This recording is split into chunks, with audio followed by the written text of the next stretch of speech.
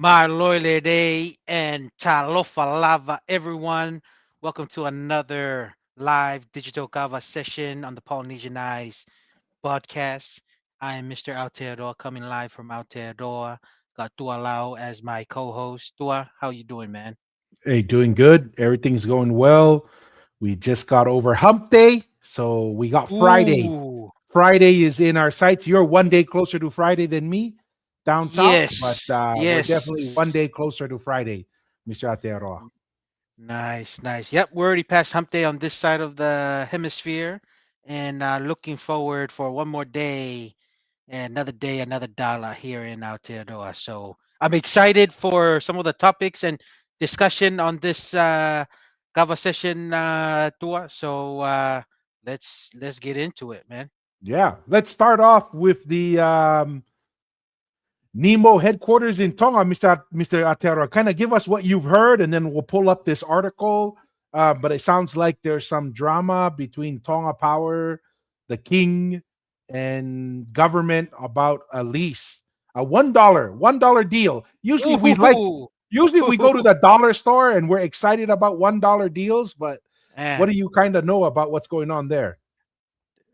So so the Maytech is the ministry of where they kind of do forecasts of weather and I think it's like weather environment. It's kind of I don't know the full details to the acronym, but it's called Maytech, and they're building their head office in the king's property. But the king didn't give consent to this place to build, and they already started building it, and they got it. I guess the king had the estate lease to Tonga Power, which is the utility company that runs Mm. the electricity for Tonga. And they had the lease to this property and they sublease to the Ministry of MEDIC, which is the environment or Yeah, climate it says here forecast. Ministry of Meteorology, Energy, Information, Disaster Management, Environment, Climate Change, and Communications. That's a mouthful. Correct. That is a mouthful. We need to simplify that one, Tonga. We need to simplify that one. But yeah, that's the ministry that built its headquarters or the building on this property. But it sounds really messy because they should have applied directly to the king, the state, to get the lease because the king only allowed, I think, the person who had the sublease, which is the Tonga Power, and Tonga Power is the one that gave this ministry the sublease agreement for $1, and that's the thing, they went ahead and built it when that was not the correct process of people, seeking lease from any property, not even just the king, but any person that has inheritance in Tonga. So it should be directly. You don't give somebody the lease, and then the person you gave the lease to gives permission to another person to sublease, and then they build it, and then they pay them. Like, how does that? Does that even that sounds very wacky and um, illegal. So this this thing happened during the last government, not Prime Minister Reke when he had it for a little bit, but before that, this happened all during Xiaoxi Sovaleni's time. So that's my understanding of it, and this article kind of really breaks down kind of all the details of what really happened and the amount of money that maybe you understand why with the money that's involved to make it cheaper for the government to do it instead of maybe paying the correct price to His Majesty regarding his land. So that's my thoughts there, Tua. I don't know if you picked anything or what you've kind of heard regarding this topic that's kind of pretty big at the moment, debating in Tonga regarding Yeah, this. I mean, well, we'll read through the article here real quick, but the first thing that comes to mind, who does a business deal like that? Right? Like we hear all the issues with Tonga Power and the electricity and Tonga Power going into big, sounds like financial crisis sometimes.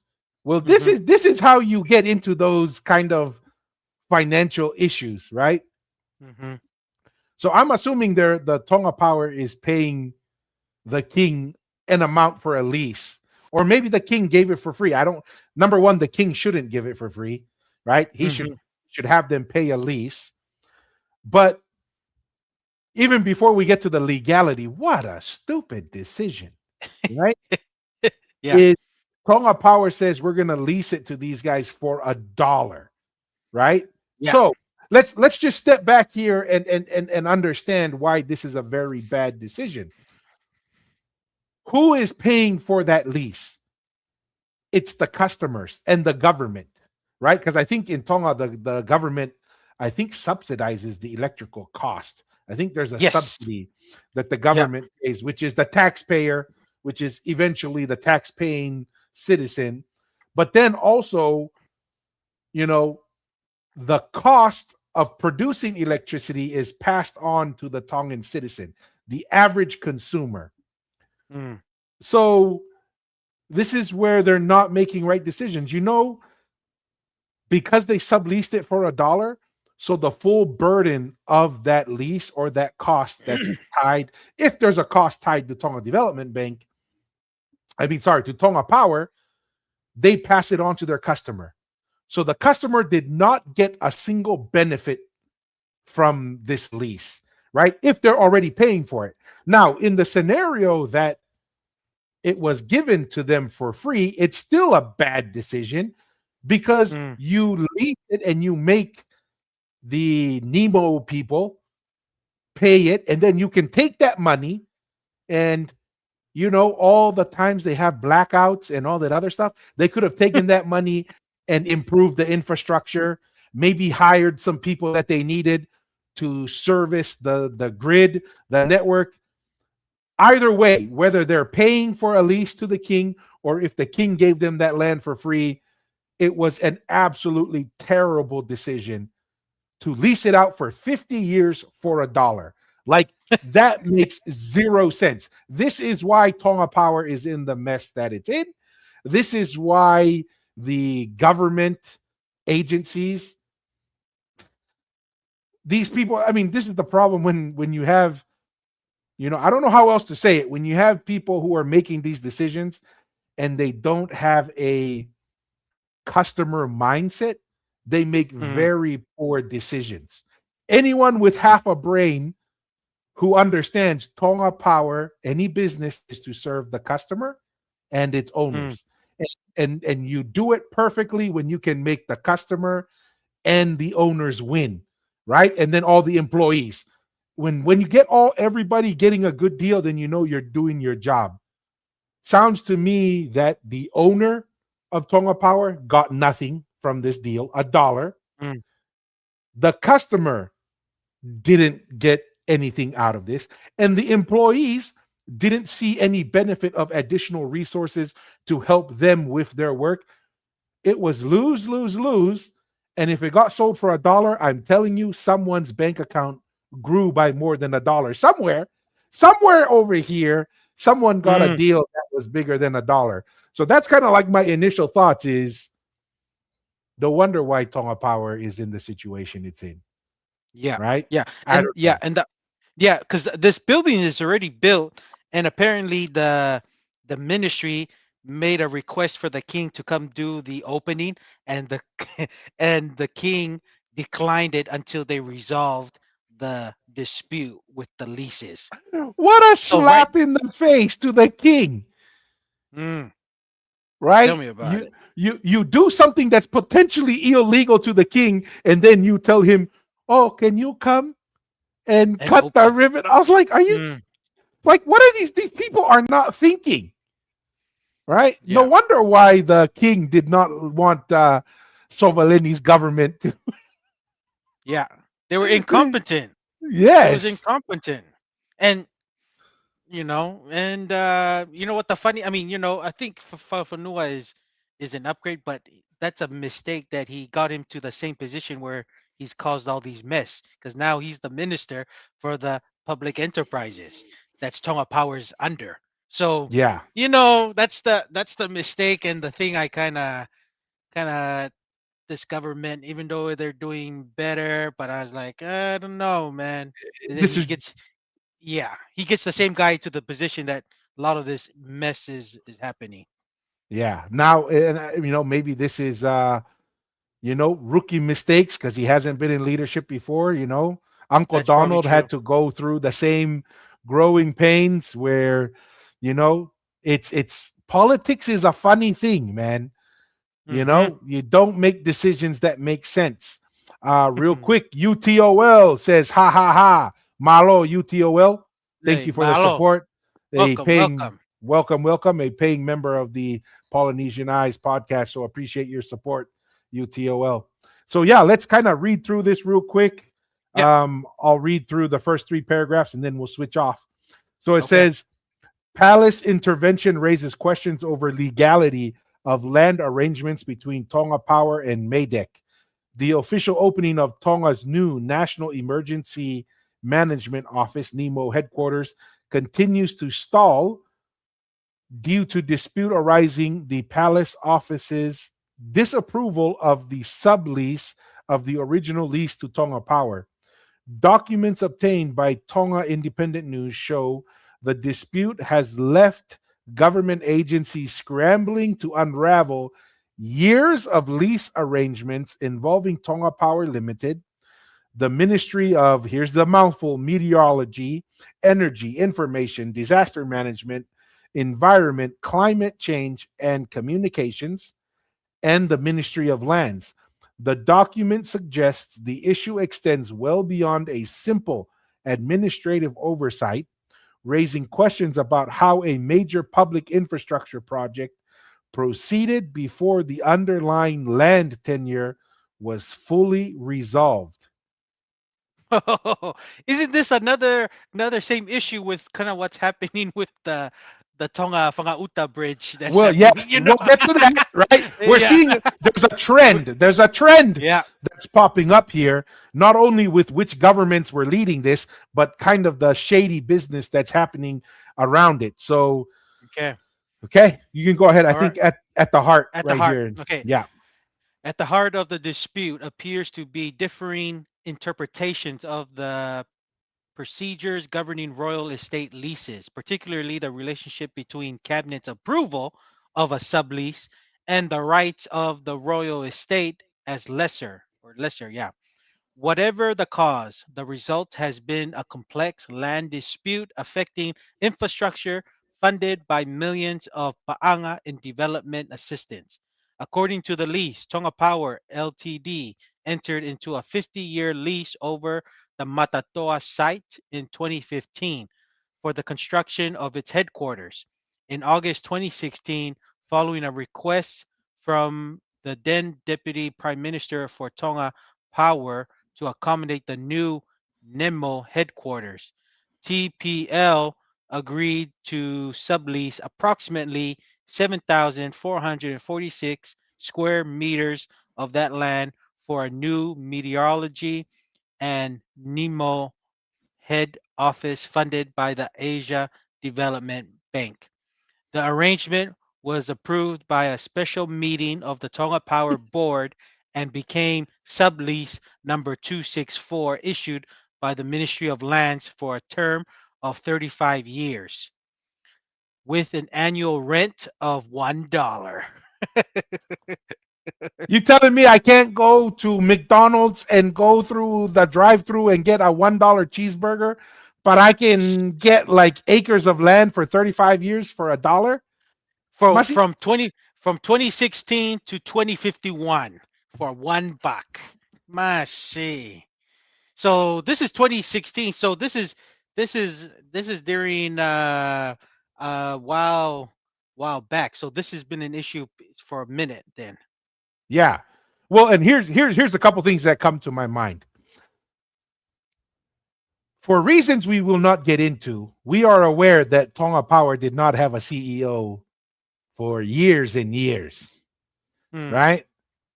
And this is what happens when you don't hire someone to be accountable for decisions that are made.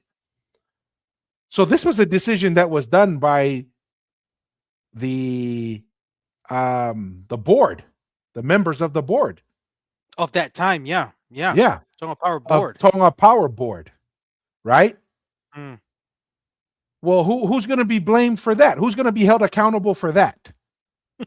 It's a Right? yeah. Because it's not a CEO. It's not like you can say, "Oh, the CEO had it." It's like, "Oh, it's the board."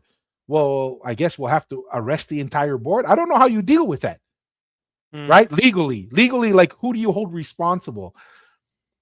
Is there a reason why they didn't want to hire this role for many years? Because there's deals, yeah. backdoor deals going. It just it didn't make sense why that role was never filled for years and years. Well, maybe now we know why. People were doing things that probably shouldn't have been done. And if there was Mm, a CEO in charge, the CEO would have said, guys, this is the stupidest decision. Why would we make that decision? mm. Right? But then you have people who are sitting on the board who are not impacted by the decision, who are not going to be held accountable. Yeah. Yeah. Because they're a term limited position, and they know they're not gonna be there no longer. So, and maybe they did their homework that no one was gonna be liable because there was no CEO, and they did that in purpose. Who knows? I'm just Yeah. saying that's reading between the lines of what's going on at the moment. See, You know. this is one of the things about, in politics, if you know the rules of the game, you know how to stay out of bounds, but influence everything that's going on in bounds. Anyways, Mm, very interesting. Very interesting here. I'll read this next section and then you can read the palace concerns. okay. Safety concerns changed the project. The documents show the original site was later considered unsuitable due to safety concerns because of its proximity to the Tonga gas depot. In July 2022, Public Enterprises chief executive, why don't they name names here? Right? Don't we Yeah. know who that is? I mean, it's yeah, okay. Public Enterprises chief executive requested that the gas depot be relocated because of concerns about locating the country's emergency headquarters so close to the fuel. Well, why didn't they think of that before they signed the lease? Like, aren't Yeah. these things you take into consideration? That's why this just sounds shady, right? Mm, Like, before mm, you sign the lease, wouldn't you say, hey, yeah, maybe this is not a good spot because it's right next to the gas depot. So let's go mm. look somewhere else. This is getting funkier as we go. As a result, Tonga Power canceled the original sublease and sought approval for a revised leased area incorporating the former Tonga gas depot site. Tonga Power wrote to the Ministry of Lands in November of 2022. Who from Tonga Power? Right? Was Yeah. there a CEO of Tonga Power at that time? I don't think so. Mm, November 22, requesting cancellation of the original sublease to make way for the expanded lease area. The revised proposal was approved by special board meeting. Look at all these special board. You know what that sounds like? Backdoor deal. A mm, special mm. board meeting. Um, where am I? I got carried away. Board meeting of the Tonga Power Board in September of 2022, and cabinet approved the new sublease arrangement on the 3rd of February 2023. So it goes through the board, it goes through cabinet, and cabinet includes all members of parliament. What's considered Oh, the cabinet? the cabinet is the more of the executive team within the parliament, like the ones who have portfolios for the prime So the minister. ministers.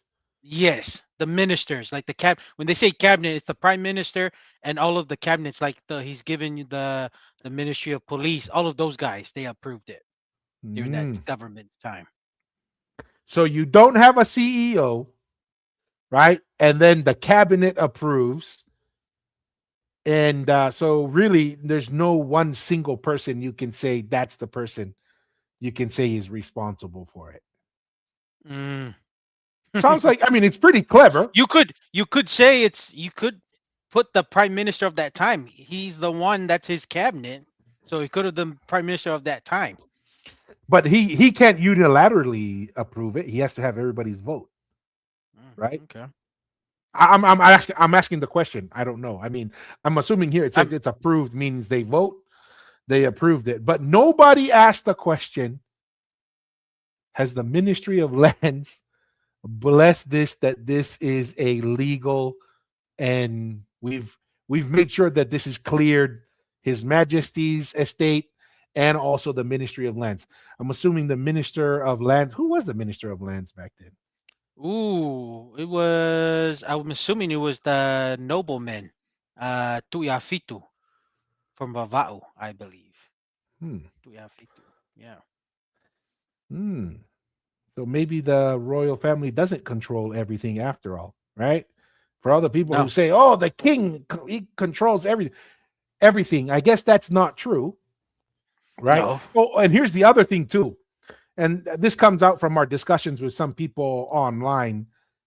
Some people are like, "Oh, Tonga does, the king owns everything in Tonga. He does whatever he wants. He controls the land." And we try to tell them, it's like there's a constitution and there's That's the layers su- of ownership. that's the superior. If we had to choose what who's accountable, who's everyone's accountable in Tonga, even the king, everybody's accountable to the Constitution. Constitution is the supreme law of Yes. Tonga. Yeah. Yeah. And then people push back, like, "Oh, but I can't help it, but it's just our Samoan brothers and sisters. Oh, but in Samoa, the government that they would never stand for the government doing that." And I'm like, guys, if the government says they want their property, they will take it, Mm. right? Like, and let's use the example of American Samoa. American Samoa has said no, no, no. They protested, and what did Uncle Sam say? I appreciate it. We're deep sea mining. We're going forward, Yeah. Yeah. right? Yeah. So even the king is subject to the Constitution and the law and so forth. But okay, you want to read this next one? All right. Palace raises legal concerns. The issue resurfaced only after construction of the new headquarters had been completed. According to internal documents, MADEC invited their majesties to officially commission the building on 30th January 2026, early this year. However, the documents show the king's private secretary informed the MADEC chief executive that the sublease from Tonga Power to MADEC had been illegally done according to correspondence from the palace office because it did not comply with the terms and conditions of the original royal estate deed. The correspondence says the commissioning would remain pending until the land issue was resolved. The same correspondence records that palace officials recommended terminating the existing lease arrangements altogether and replacing them with two separate leases directly from the royal estate, one for Tonga Power and one for Maydick. So let me get this straight. I'm interpreting this as the original agreement that the King estate had with Tonga Power was not supposed to sublease. That's what it sounds like It sounds because like, yeah, it was supposed to be an agreement that they originally had and keep it that way. But for some reason, Tonga Power felt like it was entitled to sublease to this current yeah, and Maytag ministry to build the building, which was it even says it what the king said through his private secretary it was illegally done. yeah, and I want to add, like, this is smart leasing. Is when you lease to someone, you try to negotiate that you control no subleasing, right? Yep. Because you don't want them to bring someone you don't know or have control over, right? Because as an owner, when you lease to someone, you're going to say, you better meet my credit requirements, my background check, whatever. Mm, And you're not going to sublease for a couple of reasons. You're not going to sublease to someone that I don't know that'll damage my property, will do all those things and control that. And the other thing is, you're not going to make money on me, right? I'm yeah. not going to lease to you for 2,000 and then you go sublease for 10,000. It's like, no, that's not how it's going to work. So like this is there's a good chance that the sublease is specifically called out in that lease to Tonga Power not to do it. But you know how it is in Tonga that the government officials, they're like, well, we're the government. We can do whatever we want. It's like, no, there's still the Typical. law. There's still Yeah. the constitution. You still got to follow the rules. Anything else, Masi, before we continue? No, no, no. That's my understanding of that part of the article was there was an original agreement and looks like that was inserted there, or even by law that you don't create another sublease that you bring in if that was not negotiated and it with the king of state, and the king of state has stated that that shouldn't have been happening. It should have been two separate leases directly to the owner. That's what they're trying to say. So Yeah. that's my understanding. Yeah. In this one, it just says Maydek is trying to terminate, kind of like what you read earlier. They want to terminate and then get a lease directly from the palace office. Yep. Let's see what the I'm assuming this is the current prime minister. Mm-hmm. It says at a press conference on Friday, 31st of July, the prime minister was asked about the delay in commissioning the new Maydek and National Emergency Management Office headquarters.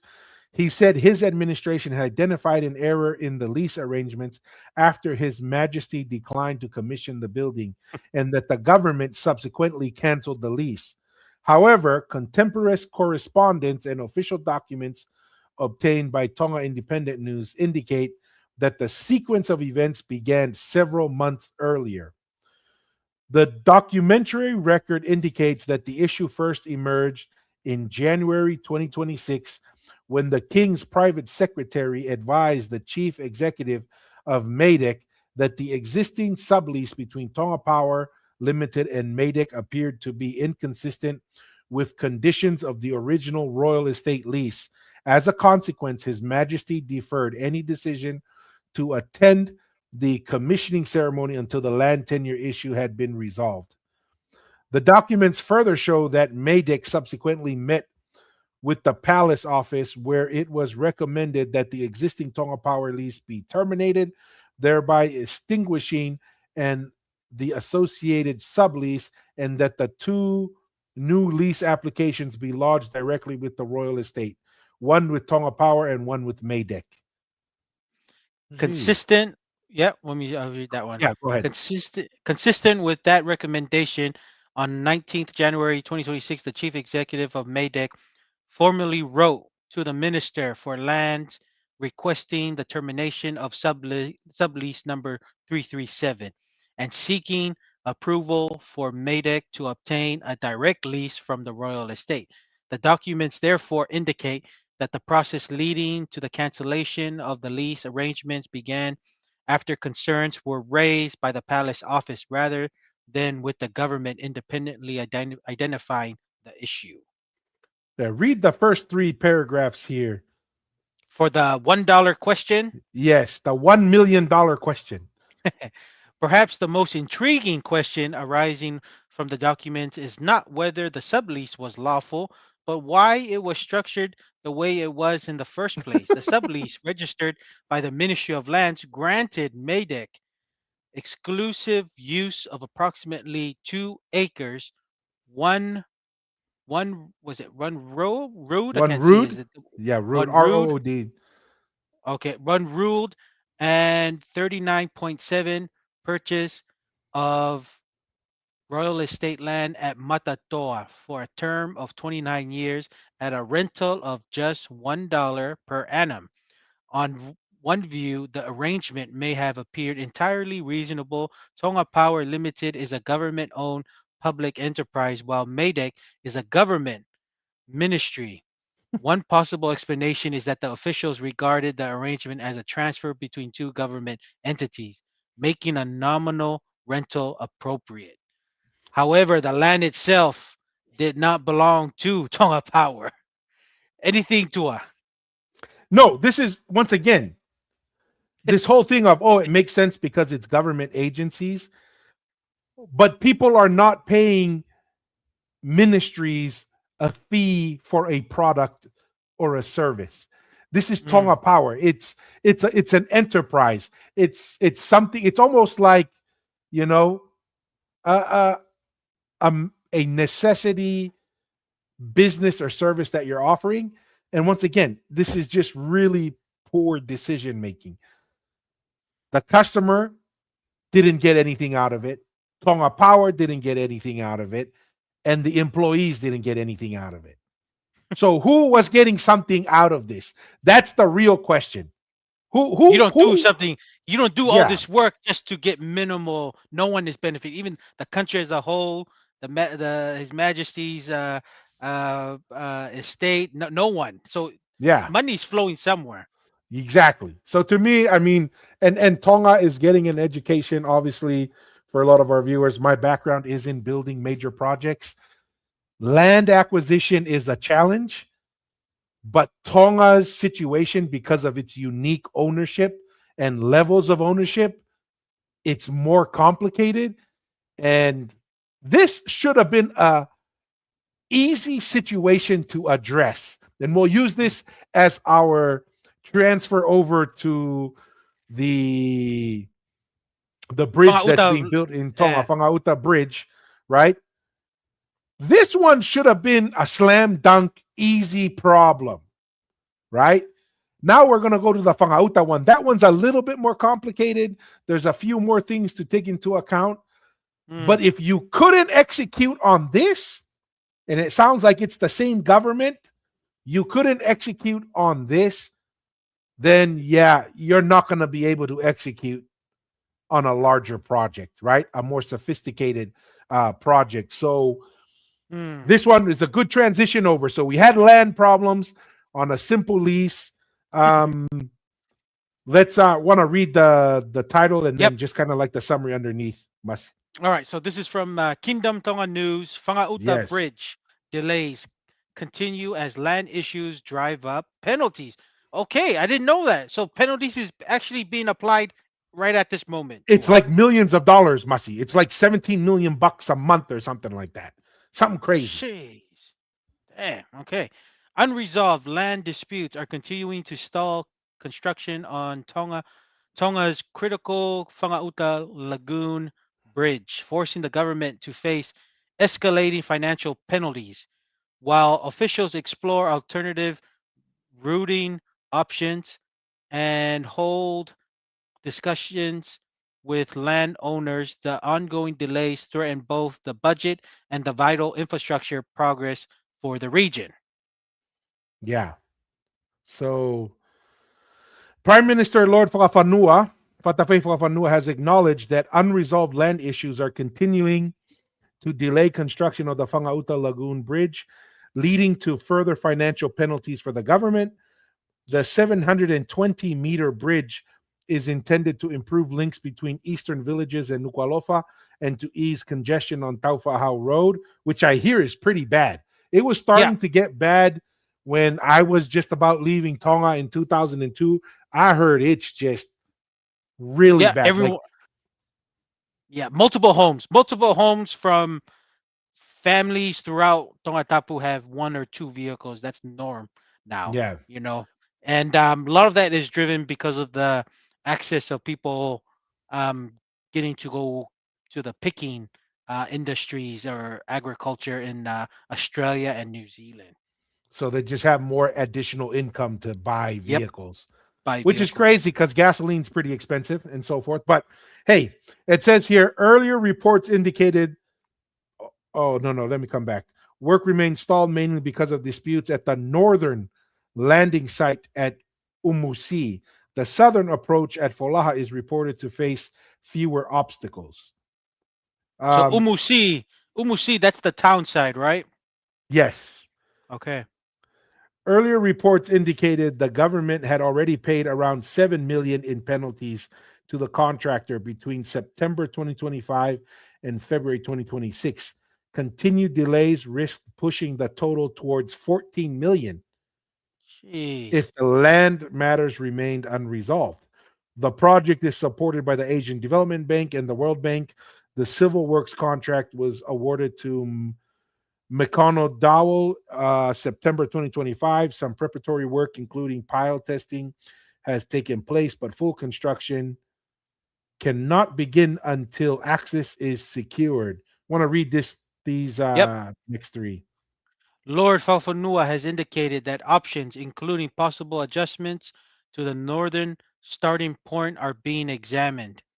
So, okay, I'll read this before I ask my question. The government continues discussions with landowners and the Ministry of Lands to reach a resolution that respects both legal and cultural requirements. The Fangauta Lagoon Bridge ranks among Tonga's most important infrastructure projects. In addition to reducing daily traffic pressure, it is designed to provide a vital excavation route during tsunamis and severe weather. Prolonged delays therefore carry both financial and resilience costs. As penalty payments accumulate, pressure is growing for a lasting settlement of the remaining land questions. Once construction proceeds, the planned 3-year program is expected to improve connectivity across Tongatapu and strengthen climate resilience. The government has restarted its commitment to completing the project while ensuring land processes are handled fairly for the families and communities concerned. Okay. So my What are your question thoughts? is, Tua, my question is, if you go up a little bit, Oh, if you go back to that article. So my question is, this, if you go down where I just read, any options, just so my question is, it looks like if they're examining other options, that means the person that's that has the land that the bridge is originally designed to go to and land, they're not agreeing to whatever the price the government is negotiating. If they're already talking examining other options, that's what I'm taking it. That's why it's taking so long. The there's disagreement with the person who's the landholder where the bridge is supposed to go. So I don't know. That's kind of my yes, they understanding. haven't acquired the properties, right? Mm, So typically what you'll experience on major projects, if you had the ideal world, right? If you had the ideal world, you would get your permitting, do your environmental studies, and acquire the land that's in the studies, right? You would acquire that. Once you've acquired the land, then you would do your designing and then you go out and you build. Okay. That's in the ideal is that world the if you order? can get That's those the things. order, Yes, right? That's the if you order. can do it right in that sequence. However, you can't you take you if you follow that to a T, that could take years, right? That could take years. Like for example, I'll just kind of express one of my projects takes 14 to 15 years to build. From the Holy moment you smokes! from the moment you say and this includes siting, which is identifying the route, right? Doing the studies on the route, getting your permit on the route, and construction. So it's like from the moment you say, I want to build it to the day it goes into service, right? Let's say it typically for the size of project I'm talking about, it's about 15 years. However, you don't always have time to wait 15 years, right? So because when you say 15 years, because it's a start to finish relationship, meaning you start one activity and you don't start the next one until that activity is done, right? Mm, So it's a start to finish a relationship in your schedule. In order to try and be more efficient, but it adds more risk, you say, once I identify the route, mm, I'm gonna start. I'm gonna start acquiring the access or acquiring the land, and then you're saying when I'm about 70% of the way through acquiring the land, I'm gonna start the design, right? Because you're trying to time it perfectly that right when the design finishes, the land has been acquired and you start construction. So you stack them. You stack so that on this project, we're trying to build a 15, 16-year project in 7 years. So everything, what they call everything has to run in parallel. So there is some logic to saying, hey, you don't have to wait till you get all the land because mm. it might take 5 years. And then if you hold all construction, then you now it's going to be 2 years after you get the land. we could be waiting 10 years before we can put a shovel in the ground. So what you do is Damn. you try to stagger it. And so what happened here, from what I understand, was the government had said we have all the land acquired. Is what I've heard and I've seen in other areas. Mm, So yeah, bring the builder. Let's get the builder to go because we have all the land acquired. This is the same mistake they made with Maydek and Nemo, right? Oh, we got the lease. Start building the new headquarters. It's like, well, wait a second. Can we really validate that the lease is legitimate and there's no concerns with the mm, lease, right? So what it sounds like what happened is the previous government and so forth said, we got everything, bring them out to start building. And then what do we find out later? Oh, the lease, the land's not acquired yet. But it's already too late. You got your contractor mobilized. And yeah. now the contractor is out there losing money. And they're going to write in their contract where if it's owner caused delays. If the owner causes the delay, then you got to cover the costs of the contractor. Right. And I'll tell you right now, one of the mistakes, and I've been on the builder side and I've been on the owner side. This is what I've learned. You have to find a builder that is the same level of sophisticated understanding as the owner. You have to be a good match, Mm. right? And I don't know these McDonald. What was the name of the company? Mc, McConnell. McConnell Yeah. Dowell, right? I don't know how big of a company they are, New Zealand company. but are they kind of like a top tier New Zealand company? Usually, maybe they specialize in building like special projects like bridges, but to me, Fletcher is kind of like the big one for New Zealand. Fletcher Construction. Hmm. I'm sure you've heard of Fletcher. That's Yes, kind of like Royco New Fletcher Zealand. in Tonga. Yeah, yeah. Okay, let's look them up because here's the thing that I'm talking about. You have to have a very good partner, but they have to be somewhat on the same level as you. Because if the builder is more sophisticated than the owner, then they'll take advantage of that. Right? Mm, Like let me give you an example. And let's see who these guys are. Let's share this tab, bring it up. This is important. I mean, I'm passionate about it because this is my background, right? Like this is what I do for work and so forth. So let's McConnell Dowell is a major engineering mm. led multidiscipline infrastructure construction company founded in New Zealand in 1961 by engineers, creative construction ownership and scale. It is wholly owned subsidiary of Avang Limited, a South African infrastructure mining and building group. Okay. So they're internationally owned. Mm, I'm trying to see what their revenue.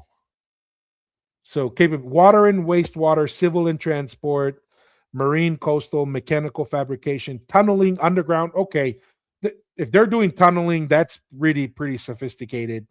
Um, what's their annual notable projects and activity? Let's see. Let's see what's their annual revenue. revenue. And let's see how big they are as an organization because typically, right, because you're going to negotiate a contract, right? And I've Yeah. been a part of many contracts, multi-billion dollar contracts, and 90% of it is how do you address risk? Who owns what risk? Oh, dude, yeah, they're pretty big. 2.3 billion Australian. Mm, So they're big. They're a multi-billion dollar okay. company. I So learned they're they're something they're new. legit. Okay. They're legit. Okay. So let me tell you, this is the problem. You have a multi-billion dollar entity who day in and day out they're building contracts on putting risk, as much risk on the owner, and then Mm, and then the owner is trying to put as much risk on the builder, right? You're trying to go back and forth. mm, I've negotiated contracts up to the very last second, and they're supposed to mobilize the next day, and we're still going back and forth on the mm. contract, arguing about force majeure, owner cause delay, insurance, What what's is that covered force in the majeure? insurance. What is that? So force majeure is a act of God, meaning meaning like a tornado hits, or And natural disasters or a something. natural disaster, or a ship. Your materials were being shipped across the ocean, and some crazy thing happened. Your container falls into the ocean, or that ship sinks. Like, I don't have control over that, right? It's just an act of God, force majeure. You have insurance. You have, like, if something like that happens, it goes into force majeure, meaning you're not going to hold me liable for the delay, because I didn't make the decisions in time. This wasn't, my design was bad. This was just something crazy happened and we couldn't account for it. Right. So this is the problem. You have a multi-billion-dollar company who has lawyers and project managers and engineers. And then we have, I don't know who is negotiating this from Tonga side. I don't know if it's the Ministry of Infrastructure, whatever. They are outmatched Mm, severely, severely outmatched. Tonga doesn't build large infrastructure infrastructure. projects, right? They don't know, like, what are the pitfalls that happens. Like, and so they, without seeing the contract, I could almost tell you these McConnell Dowell guys are putting all the risk on the Tongan government side, Mm. right? And they're And racking it up. It looks like, right? They're racking exactly, it up. yeah. Because I'm going to Millions of tell you dollars they owe. what these costs are usually driven by, right? It's usually driven by equipment and manpower, and you Mm, usually come up with terms, for either you go by liquidated damages, which is every day is X amount of dollars, which you come up with that by saying, or you come up with, I'm going to tell you how much manpower I have on site, how much equipment I have on site, and you call it standby time. And what's always tied to that standby time? There's a what? percentage of Mm, profit on it. So, mm. can you imagine these guys? They're like, I have no risk. My guys are there. You're going to pay me what they're costing, and you're going to pay me the revenue I would have made on top of that. So they're just sitting there. It's like, okay, Tonga, let They're me know they're when you're ready. they're over there just drinking green coconuts and still getting paid on the Exactly. on the you know the incompetency of the negotiated contract Yeah. from the I mean, government side. I've been on. So one of my projects on my previous company was my role. I was there. They had like maybe 5 project managers. This is Mm, a multi-billion-dollar project.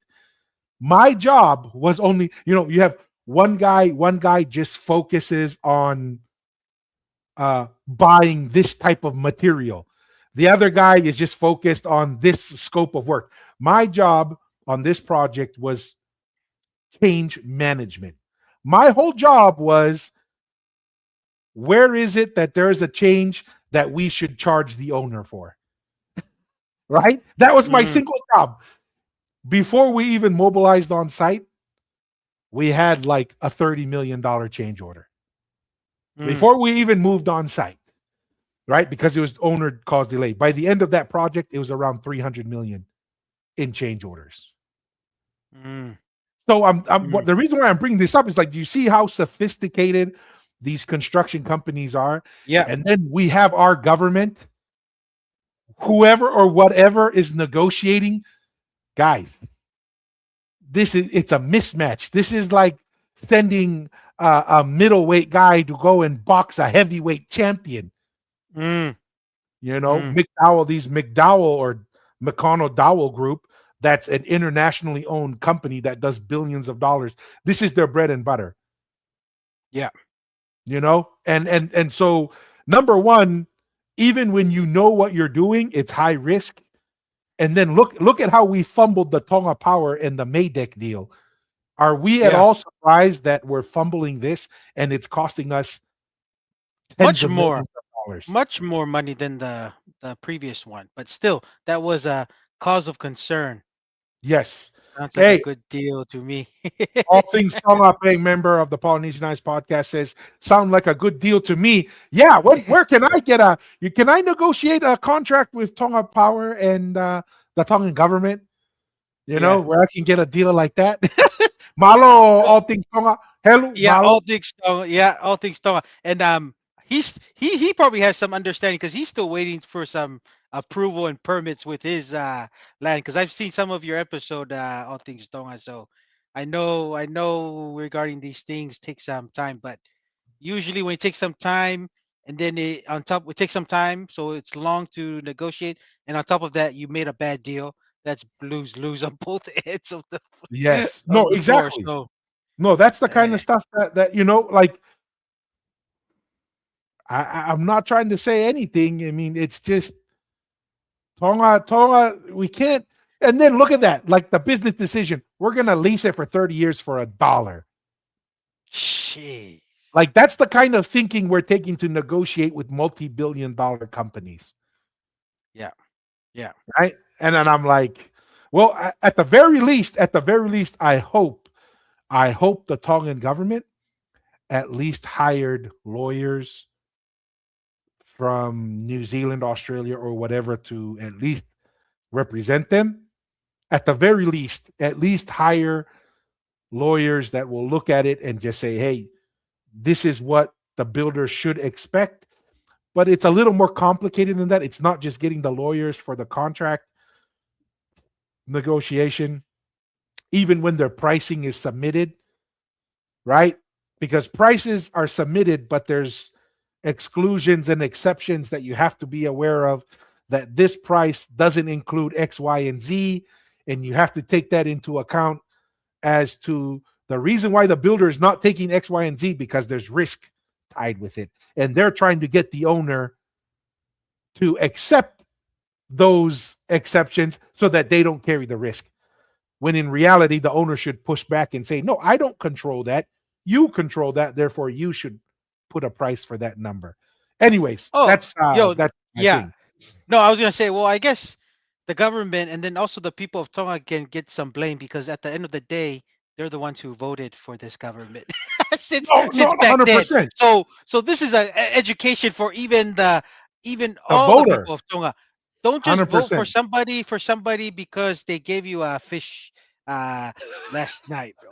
Eh? Or somebody who gave you some kumala or a ufi or whatever for your birthday or something. I mean, those things are important, those relationships, but like you got to think a little bit bigger because like what you brought to it, this is a perfect scenario of why you've got to have competent people.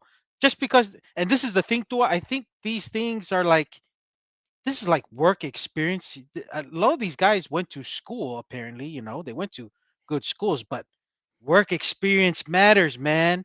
There's a lot of Oh, things yeah. in the school build, in the classroom with AC, reading some books and stuff, and you pass the exams is a lot different when you actually get your first job and actually get some work experience that really, really matters that prepare you for these scenarios. I don't know. That's what I'm thinking because obviously we have a lot of people that get went to good schools and have masters and doctorate degrees, but the it's not Yes. the same compared to a work experience that you've accumulated and you know what to expect when you head to these negotiations. To that's what I'm trying to compare here, because you know it matters. Work Yeah. experience compared to what you've studied. You know. No, 100%. And this is why, like, these academics are dangerous, so to speak, is because, and I'm trying to find the video, but I probably, oh, right here. Right here. I found it. Okay. I found the video here. Like, this is the danger of academics. Number one, before we go to it, I want to highlight 100% what you said. This is why who you vote for and who you choose in the elections matter, Mm. right? Because these people are not just dealing with village and internal ministry stuff. These are the people that are going to represent you on an international scale that will impact your quality of living. Like even before we go to the international, just look at the Tonga Power deal. I just can't emphasize like Yeah. how stupid of a decision that was. Like those those are the people who you voted for chose the board of Yep. Tonga Power, and then those people who are the ones who choose the CEO of these public enterprises, Correct. and they are the ones that are going to make decisions that determine how much you pay for your electricity or how reliable your electricity is, right? So for all of those in Tonga who are like, oh, to mate uhila fakahela, fini hataha de ne lava fai nga we, or at the very least, o wahano atamai, to Mm. pick someone, attract the talent to come and make those decisions. That's the problem that they're facing, because if Tonga Power leased it properly to Maydick and it's funded by Asian Development Bank and made, let's say, $1 million a year, that money could have gone to Tonga Power to go and build something or do Mm. something, right? Mm. More trucks, more training for their people, improve the Less service. I less mean, less yeah, less opportunities to have blackouts in Tonga here and there exactly, that the right? people are always complaining. Yeah. So that's what I'm saying. Like what you, the point you're bringing up, Mussy, is important. Is who you vote for matters, right? Yeah. And it's a balance of relationships, but also competency and Yep. people who will do the right thing, because it's a combination of all those three things. You're not always going to find the most competent person, right? You're not always going to find the most educated person. You're not always going to find the most trustworthy person. You're trying to balance that and go back to what the king said. Fili whakapoto-poto. Fili whakapoto-poto doesn't mean be perfect. It means Yeah. be wise, right? Yes. Like make the best choice. Don't just, oh, koe tama koe ni, o kuha mo ha, feed him just for the sake of choosing him. No, think it through. Why is this person better with my vote than the other person? Yes. Any thoughts before we come to this on why? Oh shoot, it's a whole episode. I thought it was him. Maybe it's just the intro here that covers it. But any thoughts before we play this? No, go straight to the video. Hopefully, it's just this is part of the intro where he talks about it, but he talks about why academics are so dangerous. People can come up with some of the dumbest and most insane ideas. I felt like it's very important that we bring in an evolutionary Oh, psychologist. it's not. This is not it. Dang it! But it's him, and basically what he says in the Yeah. video that I was thinking of is because these academics and politicians, but academics especially, they live in the world of like ideas and fluff.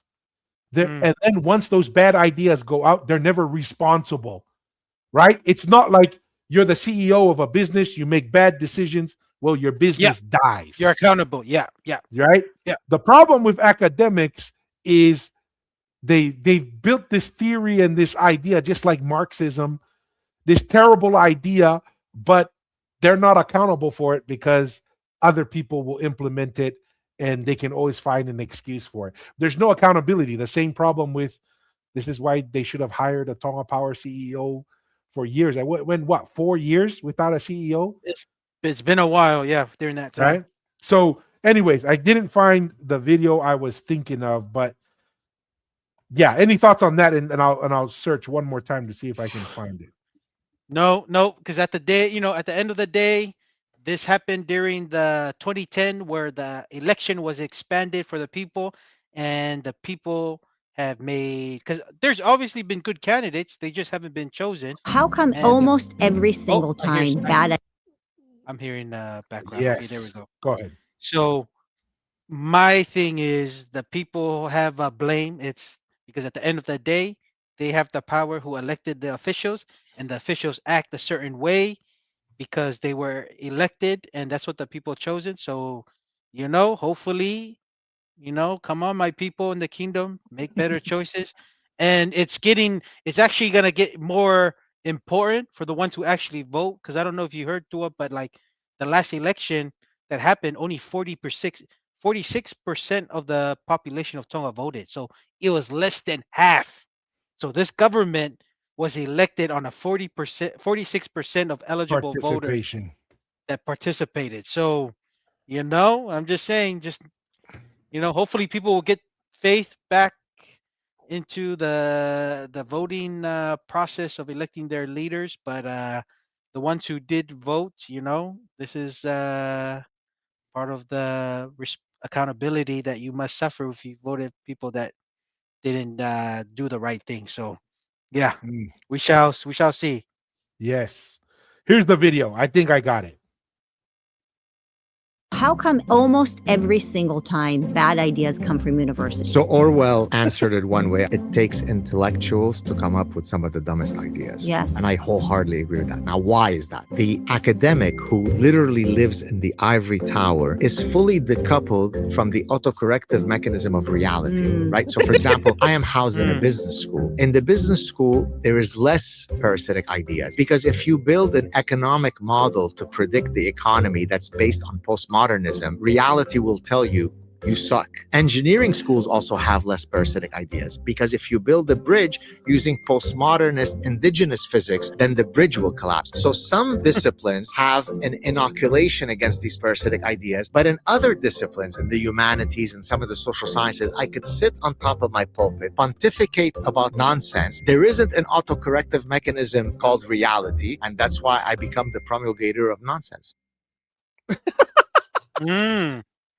Mm, Now you see interesting. why? You see why Mm, this is the same thing when you have bad governments and bad ideas never.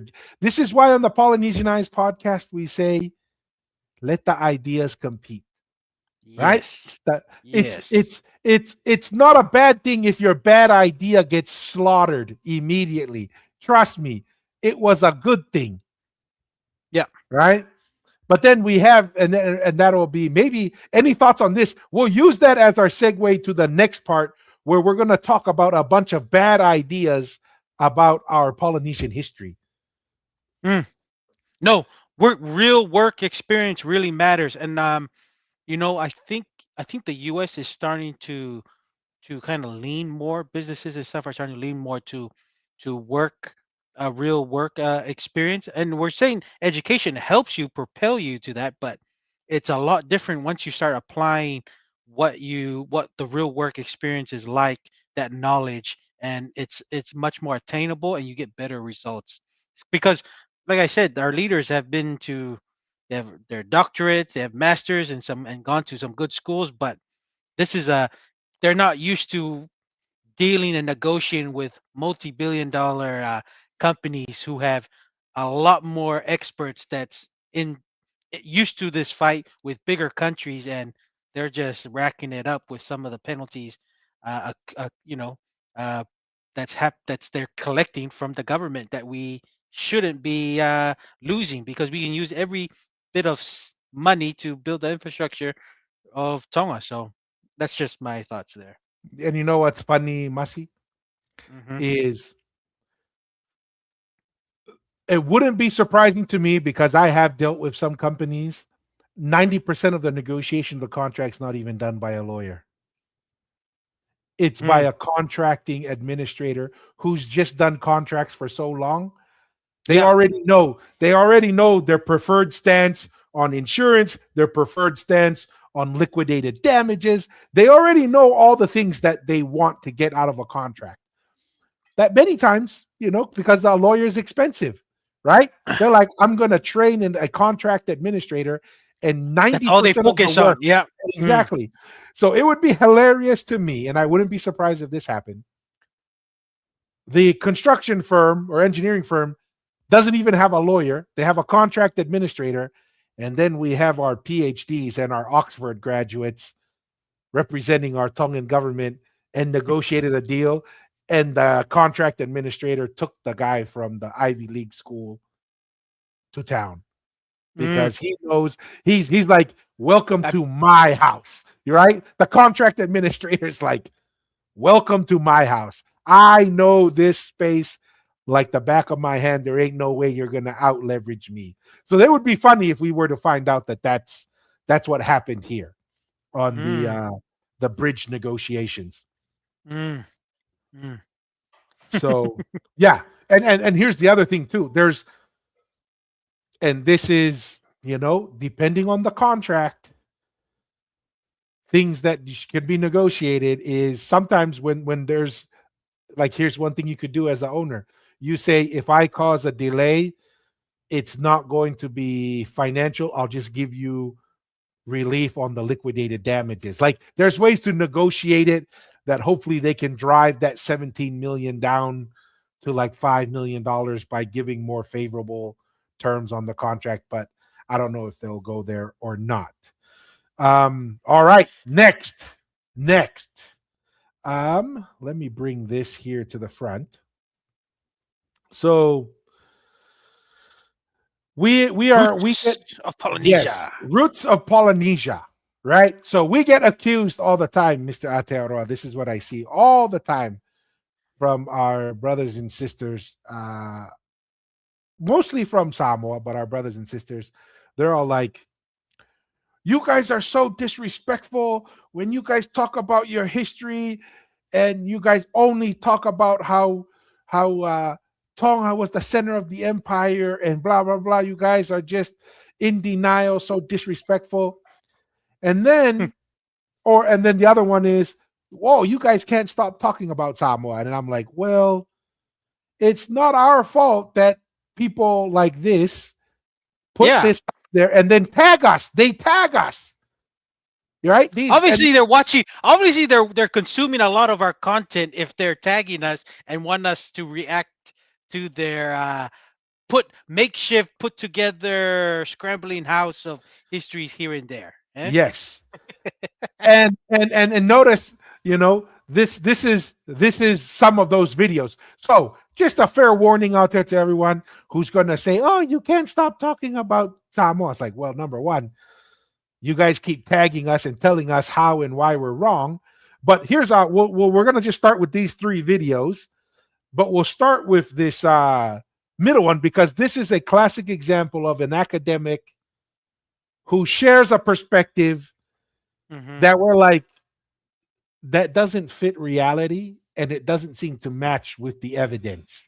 Okay. We'll react to some of these videos. Let's start with this one first. Of Tongan heritage, and Langi also symbolically means in Tongan oral history Samoa, and Mama means Tonga.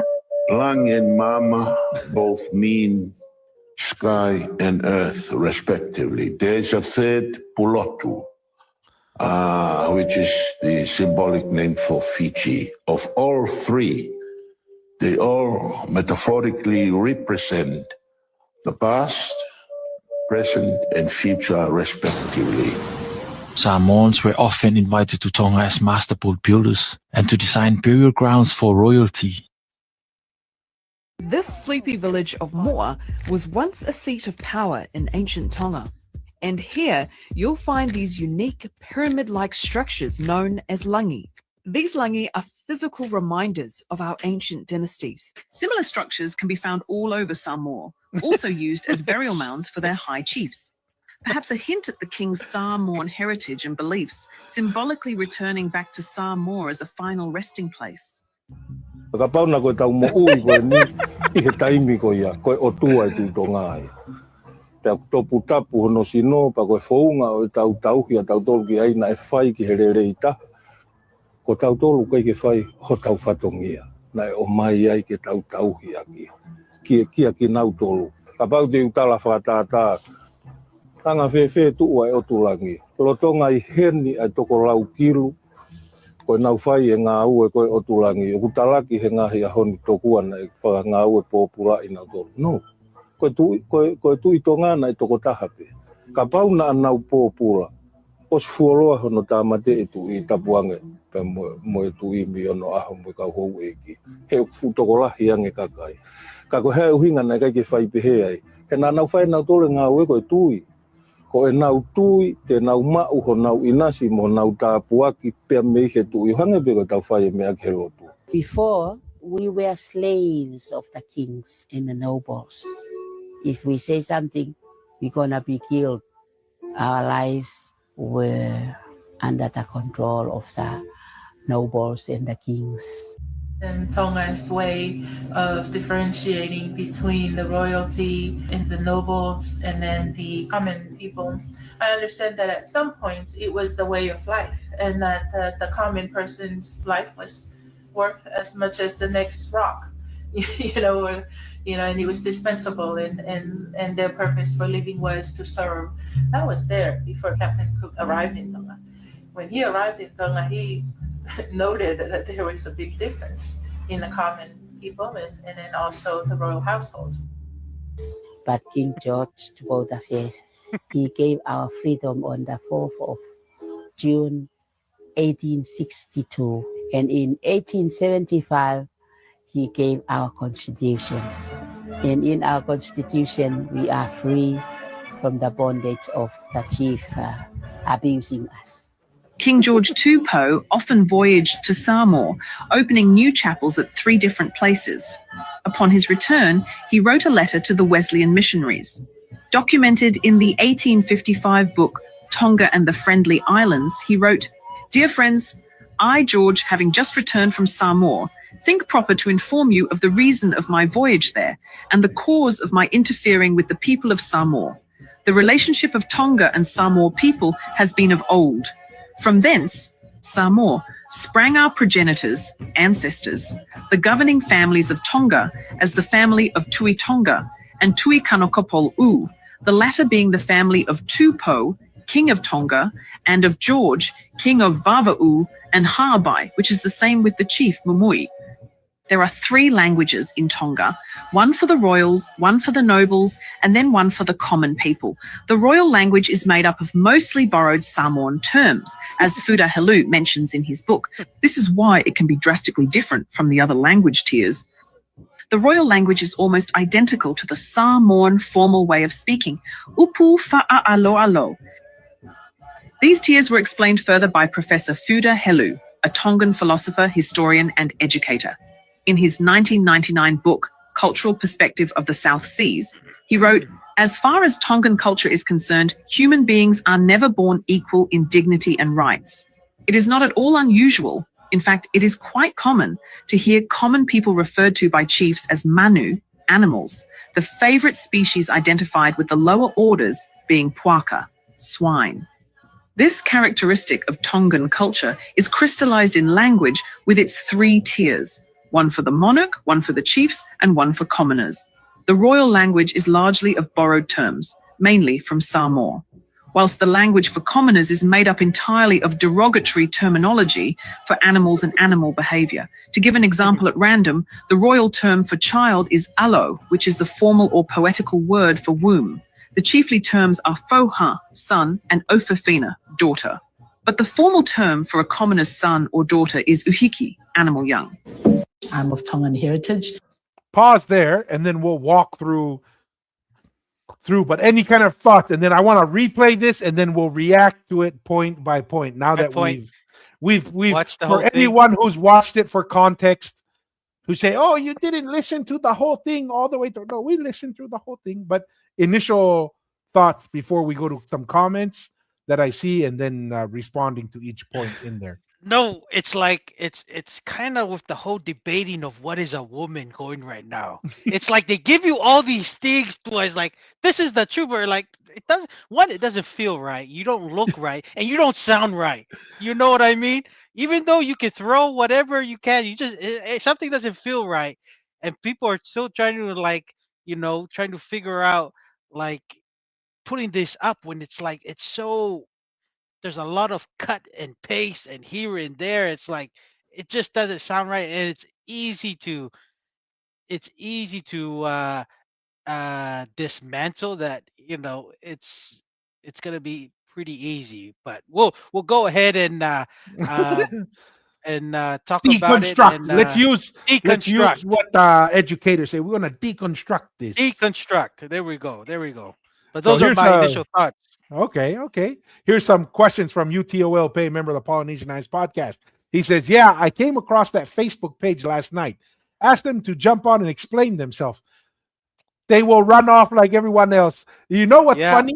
What's funny is so far, the only people that have taken our invitation to join us has been a Tongan who disagreed with us about Tongan history. We did Yeah. the recording. We'll release it soon, but we've invited them. UTOL. We want them, and I was going to bring this point up as well later on, but UTOL says, did they use AI to make it sound like it was the same reporter's voice for the Langi in Samoa? In Yes, it Samoa, was. yeah. Yes, it was. Because we've seen that video, UTOL. We covered it on a previous podcast, and that little part making it sound like it was the same report, that part's not in there. They added that, and they tried to match the voice of the lady to make it look like it was the same thing. Going back to what Masi said, cutting pieces, putting this, it's like, so it's an idea, but it's like a zombie idea. The arm came from a different human being. The legs came. It's it's they created Frankenstein. they grabbed the dude and put some makeup and do the hair and do all these things. They say this is what is a woman, and then you find out like, nah, that doesn't look right, sound right. Or, that's called the fareti fafafine, man. That's not what it is. And they're trying to say that's what is being presented, but it'll be easy to cut to the truth.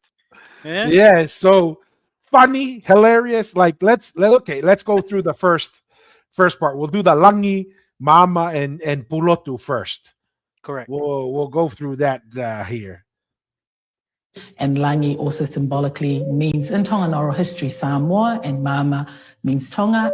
Lang and Mama both mean sky and earth, respectively. There's a third, Pulotu, which is the symbolic name for Fiji. Of all three, they all metaphorically represent the past, present, and future, respectively.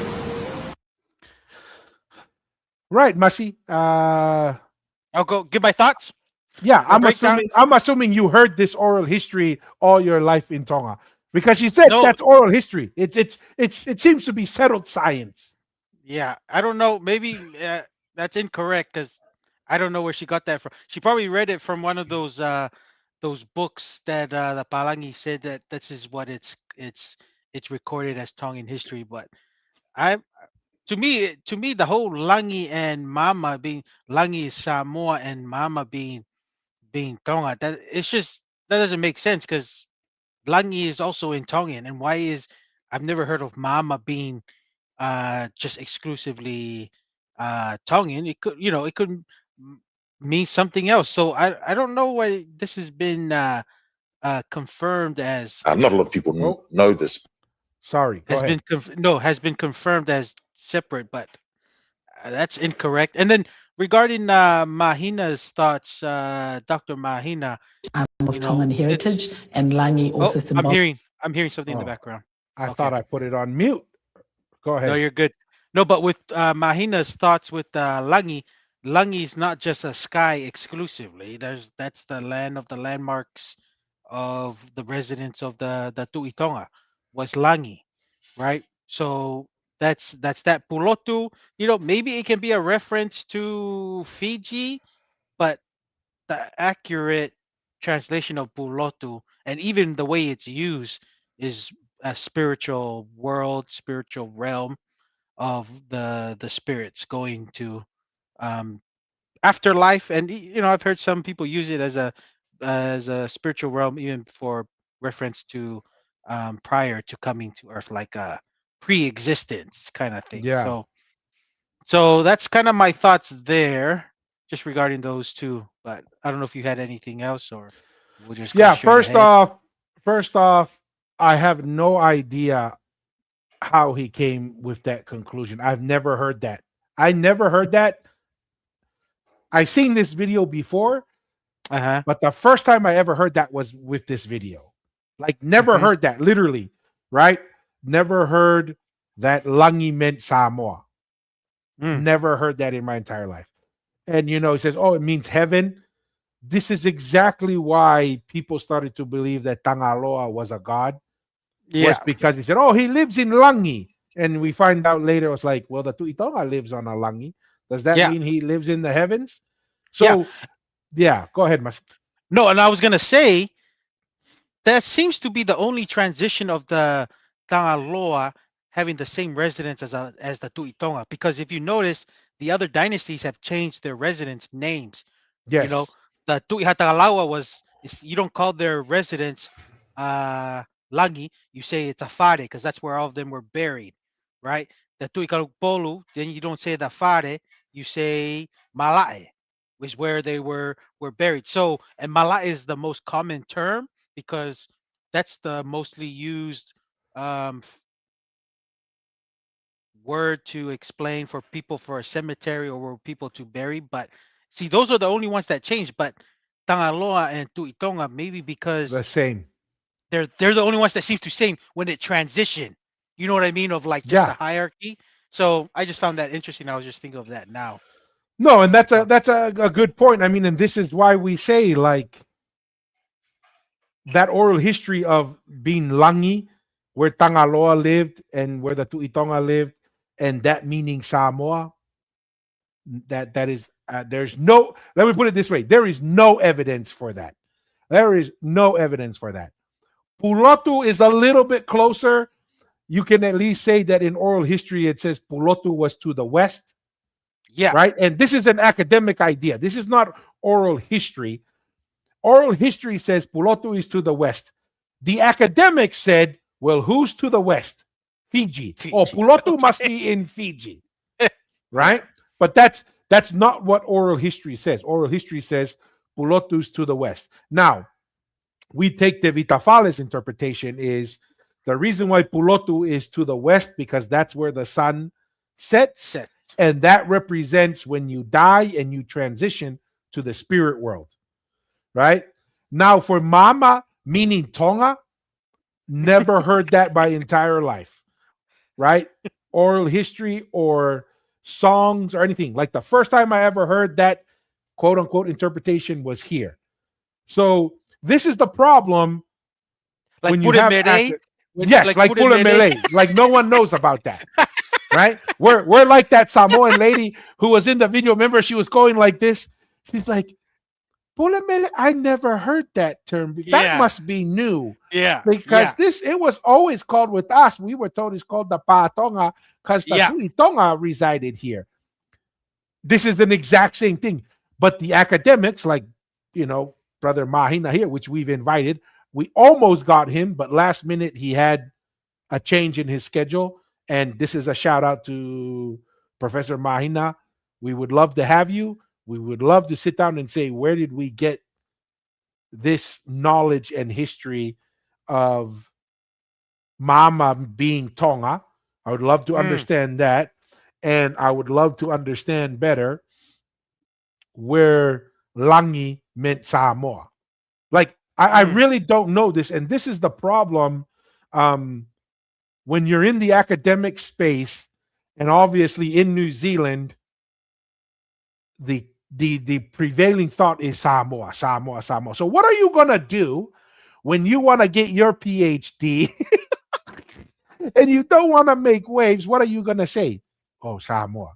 You're gonna jump on the bandwagon, right? Which, Mm-hmm. but do you have to really change history? I don't think you need to. Comment here from Talangi, paying member of the Polynesian Eyes podcast. He says, my dad's Tongan and my mom's Samoan. Never in my 37 years of life did I ever hear Samoa means Langi. Shaking my head. I mean, we're all feeling like that one sister at the Pulimele Mount here, Talangi. We're all like, It's like, we never heard this before, but what do yeah, we yeah, know? Right? yeah. She said she comes. She's like, man, when I came here, the gentleman who actually looked after this land said this was the Patonga, and this is where the Tuitongas would sit on, stay. Yeah. No, hilarious. Absolutely hilarious.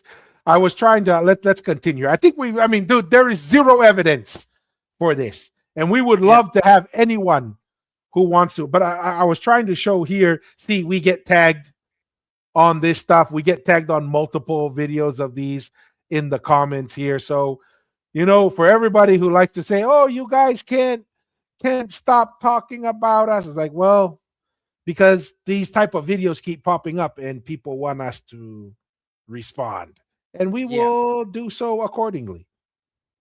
Let's see. Let's come back to this. Um, present and future respectively.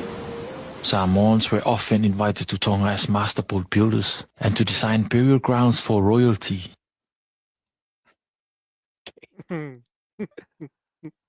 Yahweh. Number one, were they invited or were they told? Or were Most they likely to. told? Yeah. Right? Well, Like yeah. yeah, go ahead.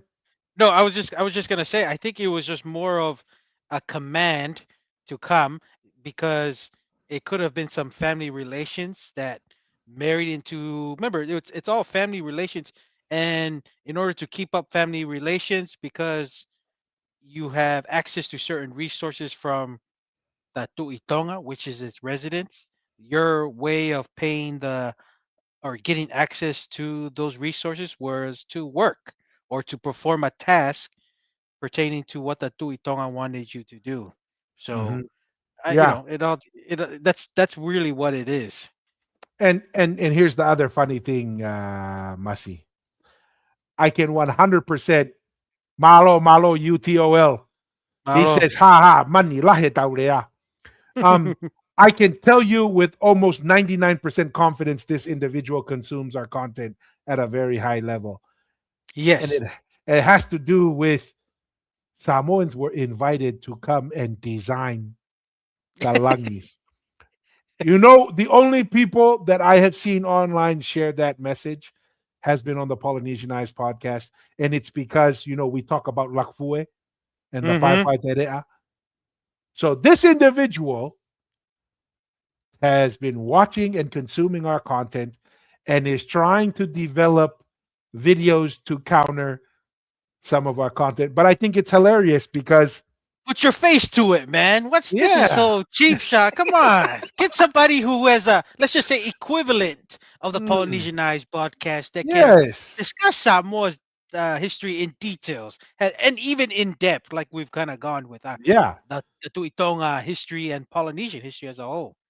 And it's funny to me, right? Because even in Fiji and even the Lemeki clan, a lot of those people were told, "Oh yeah, we came here to build boats." Hmm.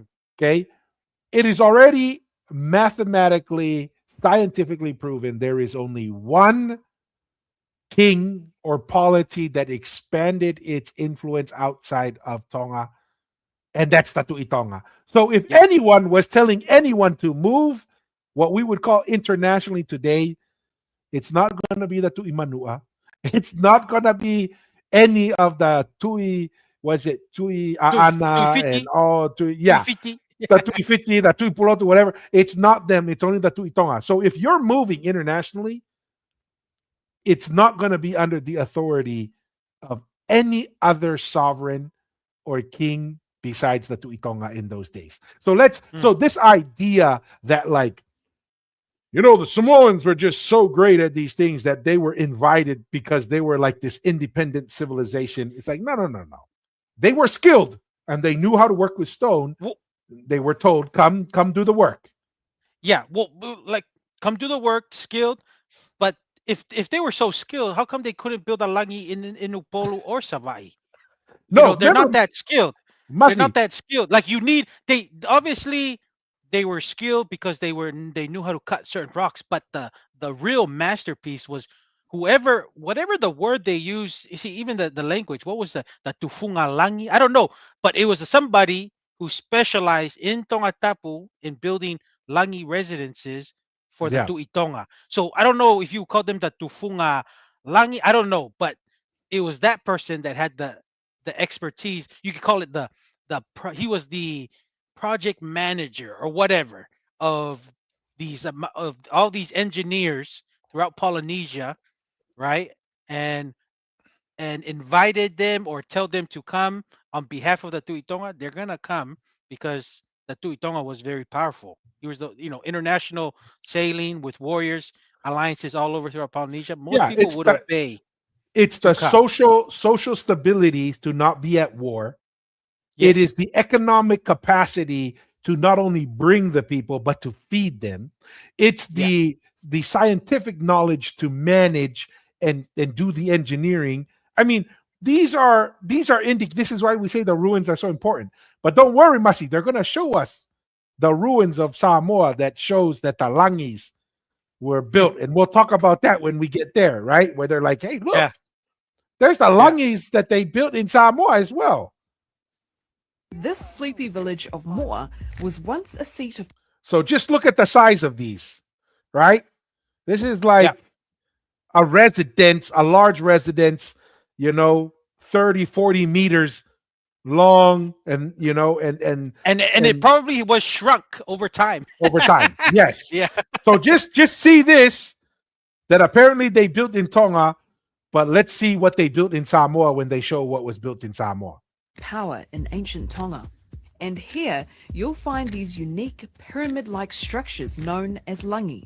These langi are physical reminders of our ancient dynasties. Similar structures can be found. And this is where UTL was talking about. You see I've the seen I've let's seen see. those ones in Samoa, and I'm telling you, I can even build it. It's just like that. You give me some Tongans who build those rock walls, and everyone knows, all Polynesia knows, especially in the countries of America, even New Zealand, even in Australia. I've seen those ones. Those are just tiny rocks that you just stack like pyramids. Obviously, it's for somebody important, like somebody. I've seen them around, but dude, they're not even close to the Langi rocks, coral slabs that they use for the Langi. I'm just saying, and I don't know where they. It's somebody obviously is consuming highly of our content, like you mentioned, Tua, and is just trying to let's was artificially piece their evidence of Polynesia. And here's the funny thing, right? You see how they edit it? Because this is not in the original video. Eh, This little piece, they edit it to make it sound like it's the same lady who's talking. So it eh. sounds like it's the same report, but it's not. This is stuff they injected. This A reminds for the effort, hey, right? A for hey the for the effort. effort. This is somebody who probably in real life is a fraudster or something, man. If they do for a living, Oh, those random texts you get to say, Masi, "Hey, open insurance with our company by giving $100 a month." This is a professional scammer, right? Masi, You, is this what's Mentai's girlfriend again? Is this the same AI? What's the name of oh the yeah. guy? What's the guy's name? You would think, you would think, you would think. It could have not been, but the Hamoas should have learned their lesson with that Manti Teo, because that already happened. There was a lot of fraud going on, and then look, they still haven't learned their lesson. They're still trying to redo it on this Polynesian history stuff. They still haven't learned their lesson, eh? Yes, But and Masi, is that what does that look like? Like 20 feet by 10 feet? What does that look like? The size it's of that? it's You've seen it. it's I see. I don't know exactly the numbers of how big it is, but I'm just telling you, it is not big. I mean, it's impressive. It's impressive to see it on the thing, but it's impressive if you haven't seen a langi. You know what I mean? Like, it's just nice. But this is It do, was. do- do you see how hilarious this is? They show the Pai Telea with stones that were probably brought hundreds of miles away over the ocean, Yeah, and then they're going to compare it to that. To that, what you see right there. Do you see how ridiculous this is? yeah. And we're No, we're and we're, we're the unreasonable ones, apparently. yes, yes. So the Pai Pai Terea it has soil on top of well, on top of the coral slabs, and not only on that, where that langi is where land soil has been moved from inland to cover that. They used to be all ocean. So on top of that, just the langi, they haven't even talked about. See, this is how I know they're not into it. They haven't talked about the 100 acres of remade Reclaimed land. moved Yeah. land. Yes, Masi, yes. So. maybe there's a volcano under this burial here. Maybe we don't know the engineering that went into this. Yes, I'm telling you, you give me some of those wall rock wall builders around the best ones from America, Australia, and New Zealand. They can make something even more fascinating than that in a month's time. You know, that's how easy that one is. It's not Maria. sophisticated at all. Maria Vasi. And all over Samoa. All, Also used all over Samoa. How many of those did you see, Masi? They're all The, over. ol- the only one I've seen is the one that's kind of in a Pia area, but it's not everywhere. It's not. It's No, not. Masi, it's all over. You just missed it. I think your It's bias, your it's bias all is too over. strong. It's all over for the ones who haven't been to Samoa, and they can have it in their head and say that's all over Samoa, but nah, that's not all over. See, Oh, Yahweh. UTOL, paid member of the Polynesian Eye podcast says they paid AI tokens for this. Yahweh. Talangi, paying member of Polynesian Eyes podcast says those are called tunamau, or a burial for like a high chief made with iri iri. I think the kiri kiri, that's the Yeah. volcanic rock, as they Yeah. call in Hawaii, but it's not alangi at all. Yeah, yeah. No, I've seen the Talangi. You're good because I've seen them too. But yeah, they're not. I mean, it's nice. It's just it's not impressive compared to the Talangi. I mean, if we're gonna call about ancient infrastructure of our people, And when was that made? engineering. When was that made? 1800s? It's yeah. It's not the Tuikanong Polu line is much older than that stuff. That's what I would say. You know, I don't know if we have to touch to the Tuihatagalawa line if it's older as the Tuihatagalawa line, but it's more of that time frame of the early or just after when the Tuikang Polo started. But it's not that Oh, old. yeah. Talangi says 1950. See, this is the kind of stuff that I think. No wonder why nobody. I don't blame that no one wants to come up here and challenge us, because if we had Roots of Polynesia sitting right across from us, we would say, what are the dimensions of that, right? And then what are the dimensions of the Pai Pai Telea? And where did you get those rocks from? Was the rocks just from the white building behind there? And we go, Pai Pai Telea, the rocks possibly came from Uvea and maybe Ewa or some other. Either way, these are large scale. And this is what we got to deal with. This is why, like, I think it's so funny when people are like, Polynesian Eyes, do you have answers for this? And they tag us and says, don't, and then they'll tag us and say, don't show this to Polynesian Eyes. They will cry. And I'm like, cry? What is this? Right? Yeah. This is hilarious. Like, to me, it's just like, this is what I'm supposed to be afraid of? used as burial mounds for their high chiefs. Oh, yeah, wait, that was must. Oh yeah, see that's the one I've seen. I mean that's just contemporary stuff, man.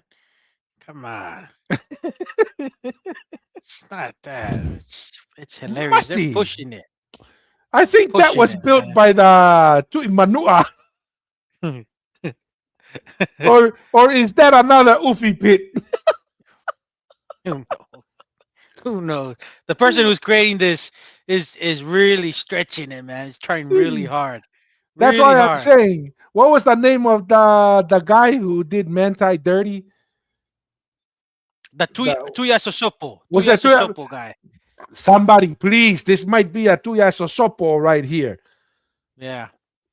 Perhaps a For hint sure. at the king's Samoan heritage and beliefs, symbolically returning back to Samoa as a That's what Talangi is, guys. Talangis are the Tuitonga symbolically returning to Samoa. Right? Guys, the guy could go to Samoa if he wanted.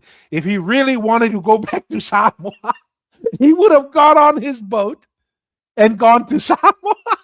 Mm-hmm. But somehow, The Langis is representative of when the Tuitonga dies and they go back to Samoa. You telling me he can't get on the boat and go to Samoa to be buried? You telling me he couldn't do that if that's where he really wanted to be? There's a reason why he didn't get buried in Samoa. Yeah, yeah. It's it's it's uh it's all about. There's a reason why Tonga is not just. There's another word they call Tonga Aiki, which is Mhm. the Aikis will be buried where the Aiki land is at. It's not just called Tonga Tapu. That's the common phrase, but people use Tonga Aiki as where the high Aiki blood chiefs come from, and wherever you are in the world, they'll have fun and anything, but ain't no place like home where you're from, where the Mhm. Aiki soil where you're at. So that's the main reason. No, there's no such thing as symbolically, because things will do symbolically if you can't really achieve it. But they could have done it in Samoa, because we even in the Fa'alupengas that we had with some of the Samoans that we had come on our show, even mentioned. See, and that's the thing. That's how you noticed too with their Fa'alupenga, they didn't even touch the Tu'itonga. A lot of them just talked about the Tu'ihatagalawa line, right? And Mhm. that's not the earliest of the time of our kingly dynasties, especially the Tu'itonga, which is much older. That they only the Fa'alupenga, and that just goes with some of the history that it's kind of doesn't it doesn't encompass a lot of what the true history of Polynesia, because we had I don't know if you can recall, Fitzy said Manu, and I think we had the other gentleman, I forgot his name, but they remember they Tanyelu, Danielu Sunny. Sani, yeah, pulled out some of the Fa'alupengas.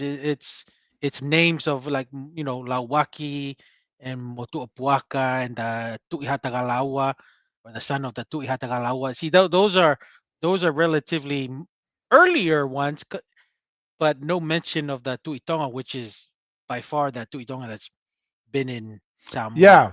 many And times and lived in Samoa a lot of times. Compared to those other two ones, like, Tau Fahau did go to Samoa many times, but I think regarding like residency, like actually living there, the only stories we have is the Tu'itonga with that five generation living in Samoa, yes. right? Well, and here's the interesting thing. I want to bring this up because was it Mawiteke Langi who told us the story behind the Ulutolu? Huh? Huh? This is what I think is so hilarious, right? So our brothers and sisters from Ha'amoa say, "Oh, Ngata, the first Tuikan Kupolu, he just showed up because he was Samoan and they just took over the western part of Tongatapu." And then we find out about this Ulutolu, the three heads, right? Hmm? And we found out the reason why they were tied together and Nuku and Niukapu were told to go with Ngata was because the people in Hihifo didn't want the Tuikanukupolu there. So Nuku and Yeah. Niukapu was to go with him because when they were waiting for Ngata to come, they're like, we're going to tie this guy. Like, Yeah, you it's a know? new lesser king. It's gonna take some Yes. time to establish your Yeah. authority. So you're The gonna need authority. some muscle to pay some. Like every human being, no, it takes Yes. a while. If you get a new law, if there's no consequence, why would you obey this new law from this authority that's just been established as of recent, right? Yeah. Head what? Yeah. And who is the one that made that happen? It was the Tuihatakalawa and the Tuitonga who said, okay, guys, this is almost a repeat of Of Hule, Tupo of the Hule. first and Hule. Exactly. Yeah. Right? Where the Tuitonga said, we will have a Tuikan Kupolu and he will be residing in the West. And the Hihifo people said, nah, we ain't interested in that. So what do the Tuitonga and the Tuihatakalawa say? Okay, we're going to give Nuku and Niukapu, your job is to make sure that you take Ngata, which I didn't know this until recently. The initial name was not Tuikan Kupolu at first. It was Mm. Tuihihifo. It Oh, started as really? it started as Okay. Tuihihifo, and then it kind of like grew into the Tuikan Kupolu. But when he was sent there, he was supposed to be the Tuihihifo. right? But I think it's funny, like this whole story from, oh, it's because he was Samoan. That's why, because he brought all the power and the influence to settle in Hihifo. And that's why it all just happened magically because he had a Samoan mom. And we're like, first off, they were marrying Samoan women all the time. Second off, they were always marrying women from Uvea, Futuna, Tahiti, Hawaii. This was not something unique to Samoa. And then third, hey, look, they had to take Tongan nobles to take Ngata in order to ensure that the Hihifo people submitted to the Tu'ihifo that would eventually become the Tu'ikanukupolu. So, but you know, Samoa is Langi.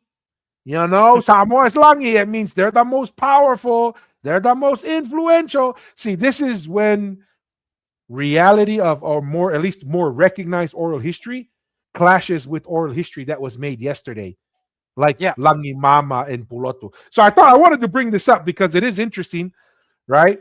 So I didn't know that it was Tu'ihifo, because it kind of goes with some of the.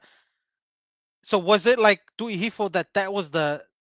Was there actually a like bestowal of that title, or was it just called just like the Tui Vava'u and Tui Ha'apai, which was kind of just no, used, it but was it didn't because it was, eventuate to an actual title. no, well, that was what it was called. It was going to be the Tu'ihifo, but the difference between that role and the Tui Ha'apai and the Tui Vava'u is those were the Tui Ha'apai and the Tui Vava'u did not have the Tui Tonga stamp of approval.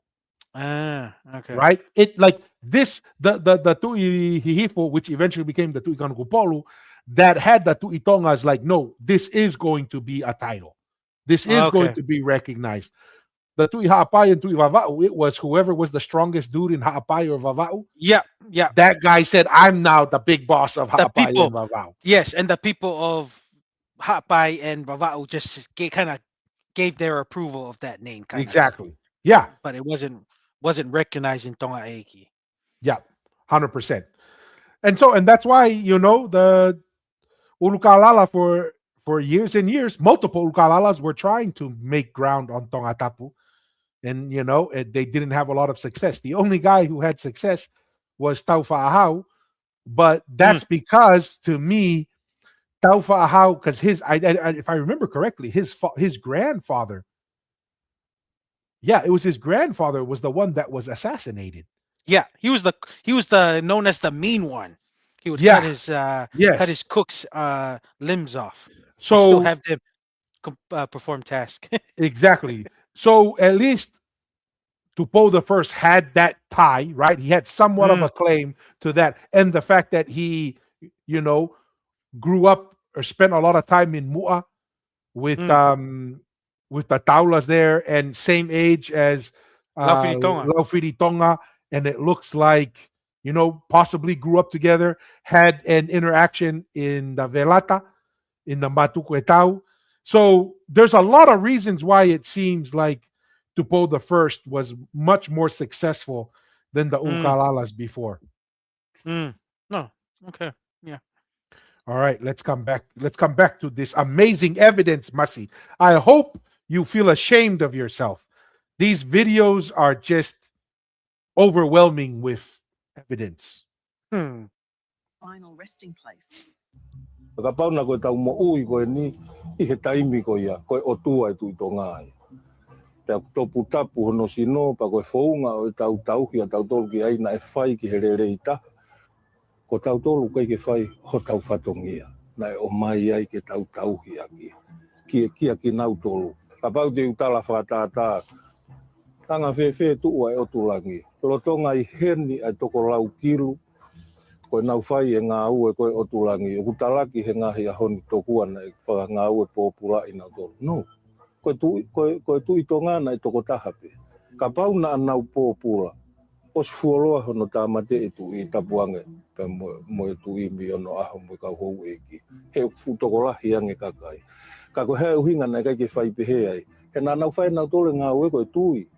Ko e nau tui, te nau mau ho nau inasi mo nau tāpuaki pia me he tui. Hange pe koe tau whai e mea ke Before, we were slaves. Interesting. I'd like to say something on that, Yes. That's that gentleman interesting take. Mostly agree, but at the same, I was thinking like regarding the Tuitonga, I don't, he didn't say, but they have been assassinated, even though the Tuitonga has been assassinated many times for whatever reasons, marriages, or even cruel. Because wow, you can even go to the Tuikapolo. It's the same kind of thing. He was assassinated because of cruelty. So obviously, was people doing it, doing the labor intensive and hard jobs where they kind of maybe into slavery was, it can be 50-50. One, it's that time when you're like the famous person people want to get close to. You like what he mentioned, like getting blessed, and you're probably getting some rewards and acquaintance with the Tuitonga and his entourage. So I don't know. I just found that interesting, just regarding that, because I feel like I'm trying to say, what would you call it? What would you call it? Like people who came and served the Tuitonga regarding infrastructure, because obviously there's going to be a lot of labor going to building the capital of Polynesia. So was it people that maybe misbehaved? Maybe there's a mix of that. Maybe there's other people who was skilled, like people that came to Tonga to move soil, move rocks. Maybe they were not thing. They were maybe much more skilled, but obviously maybe the like people doing the actual labor stuff. Maybe they could have been saved, but they couldn't really do anything about it, because at the end of the day, the Tuitonga had the military power, and not only that, he had other alliances, because by then, especially if he's talking to the Pai Pai Terea, there was already a Tuikangpolu and the is it Tuikangpolu? No, already a Tui Hatagalawa, and maybe the Tuikangpolu was created at that time or not yet, but I don't know. That's just kind of my thoughts there. I don't know if you had anything else, but Yeah. There's a couple things that I was gonna mention here. Is the first one is there were assassinations before, and this is very instructive for a lot of our Samoan brothers and sisters. With Kaulfo Nuafekai, right? And Takalaua, his father, where the Tuiha Takalaua comes from. The oral history, at least from our brothers and sisters from Uvea, they say that the whole reason why that the second assassination happened was because the Tuitonga before Takalaua, and I can't remember the Tuitonga's name, his mother was from Uvea. So number one, we need this idea that like, oh, the Tuitongas were only marrying into Samoas, like that is incorrect. Fundamentally incorrect. They were marrying with Tongans, with Samoans, Uveans, Futunans, Hawaiian, Tahitians, and then from Niua, from Hapai, from all over.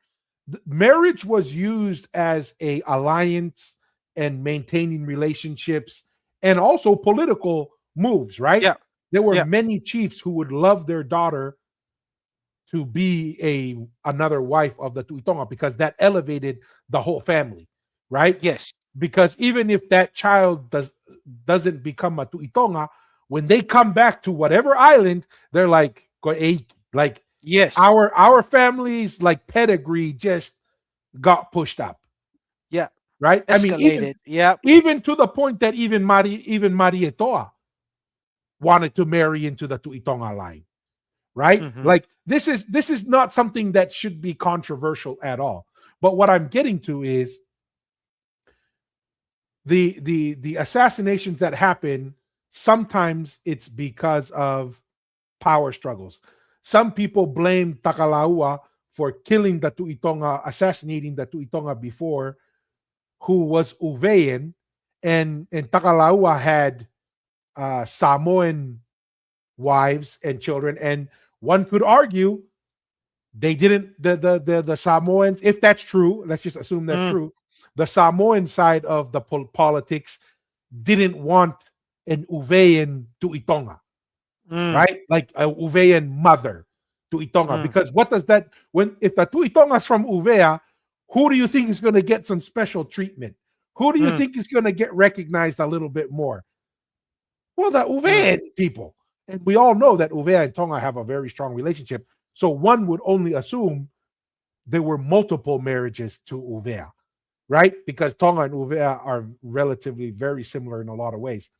One could make the argument that maybe that's why the assassinations happen, is because the Samoan politics said, no, we want our guy, the one who has a Samoan mother, to be in power, because that keeps the relationship with Tonga and Samoa closer for those generations.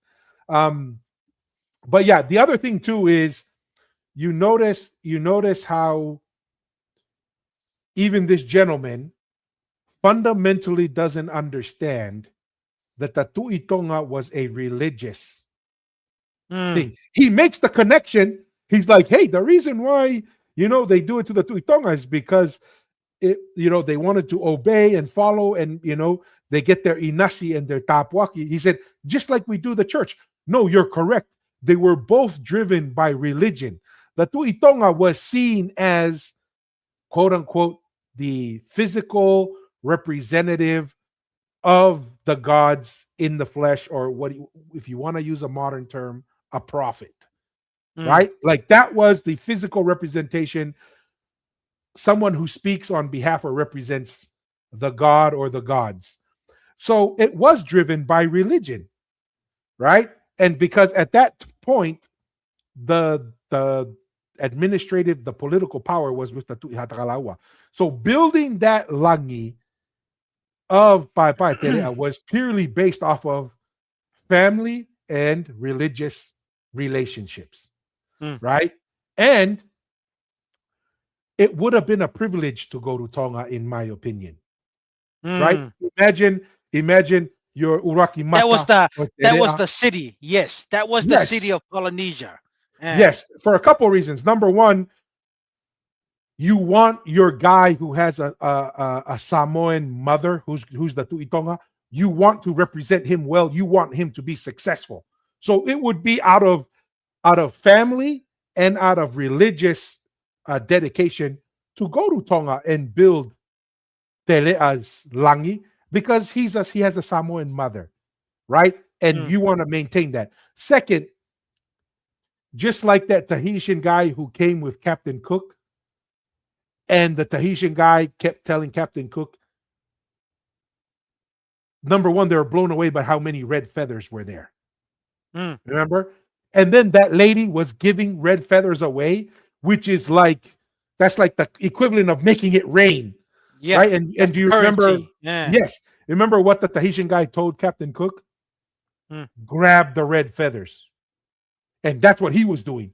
He was taking all the red feathers, and he says, you grab that, because with those red feathers, you can get whatever you want.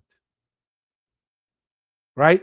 And so that is kind of a symbolic representation of the wealth, the influence, and how much resources was on Tongatapu. That if you're a guy in Samoa and says, oh man, we get to go to the capital, that's like going to America, right? We're going to go build this stuff. And not only do we say we got to America, but there's going to be wealth and access to resources that we can grab and take home with us, not to mention the prestige of, yeah, I went to Tonga. I helped build the Tu'itonga's residence. You know what I mean? Yes. There are so many things that layer on top of it. And then, just like the Tahitian guy, grab all the red feathers he wanted, and he went back to Tahiti a millionaire in Tahiti terms, because he could get whatever he wanted, right? Yeah. The other thing too, and we'll get into this video, I don't like the term, it's incorrect to say slaves. That's an incorrect term, because I think it is relatively clear, especially in George Vason's book, that the common Tongan could go wherever they wanted, right? That there were families on opposite sides of wars.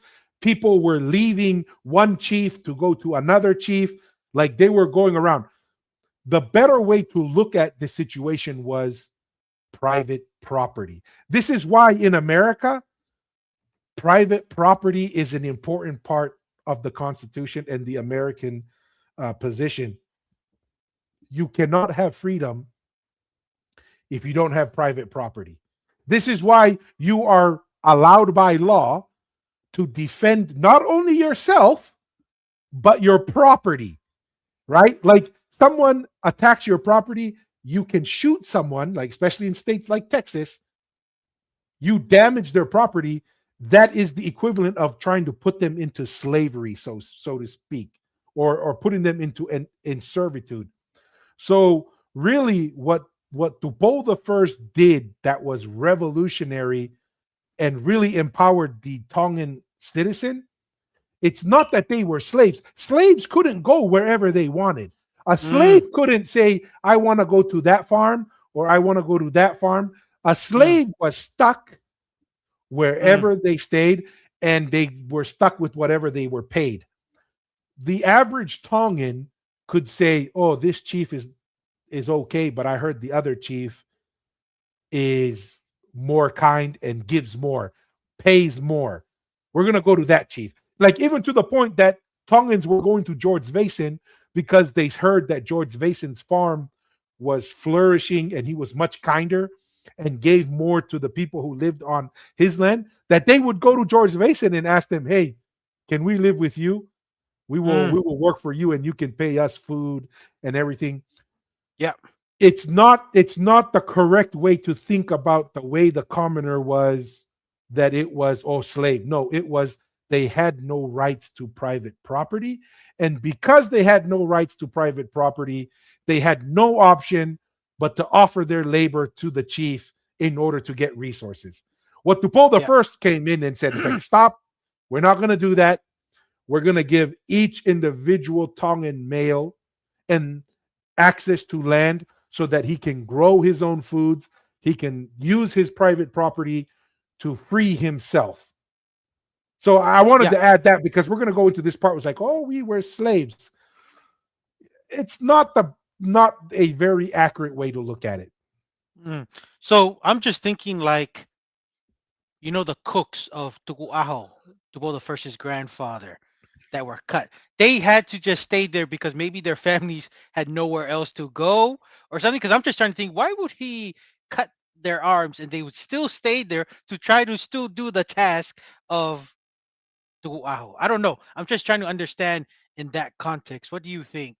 Was it just because they were they were they were they people that maybe they were they were not liked or accepted from anywhere else because they already lost their arms? They're not gonna the other chiefs wouldn't take them in because they're not useful. Only Tuguaho because he's having fun. I don't know. I'm just trying to understand that kind of concept. And even some of the stories of maybe some, I don't know. I'm just trying to understand. Maybe some people didn't have that choice, or because I'm just trying to understand. Like, there's the common folks, and then there's the ones who, like we call them the homeless people. They really don't have anywhere to go. It's just they'll stay there, and they have it's only they don't have a they're lot only of living options. day by day. Iyo. No, because and this is insight that we get from William Mariner and Ulkalala. Do you know what was the lowest role or responsibility in Tongan culture was? The cooks. The cooks. Yeah. So that is literally, you are at the very bottom of the totem pole. And why? Why is the cook considered the lowest rank? Because they don't, or at least this is what my thoughts are. I don't know if it's accurate or not, but the way because I thought about this when I read William Mariner's book. Because the cook doesn't produce something or bring something unique to the table, right? Like if you could farm, you're producing something. Like you're that's the equivalent of being like an entrepreneur. You're adding to economic activity and value. If you're a tufunga, if you could make kava bowls, if you could build a boat, if you could make tools, if you could weave mats, like that was a contribution into the economics, and you brought something to the table that you could barter and move with. Cooks What are they bringing to the table? They're bringing production from other people and they're cooking it, but they're not really producing something adding into the economy or to the society in that level. And so that is point. probably why Cooks was considered the lowest, right? And when you're a cook, you're a commoner, less options. When you're a cook, little to no options. Okay, gotcha. Right? Gotcha. That's And here's the option. Would I rather be a cook for the Tuikan Kupolu or a cook for a lower ranking chief? I'd rather be a cook for the Tuikan Kupolu because that still elevates me. Right? I mean, that's my thoughts. I mean, that's the way I look at it. Good point. No, good point. Good point. Hey, Slick Rick, Malo, paying member of the Polynesianized podcast. Slick Rick says, Tui Tonga and the clans of Tonga Tapu come from the line of Shem. Malo Kautama. That's interesting. I've heard some people talk that people of the sun and Shem.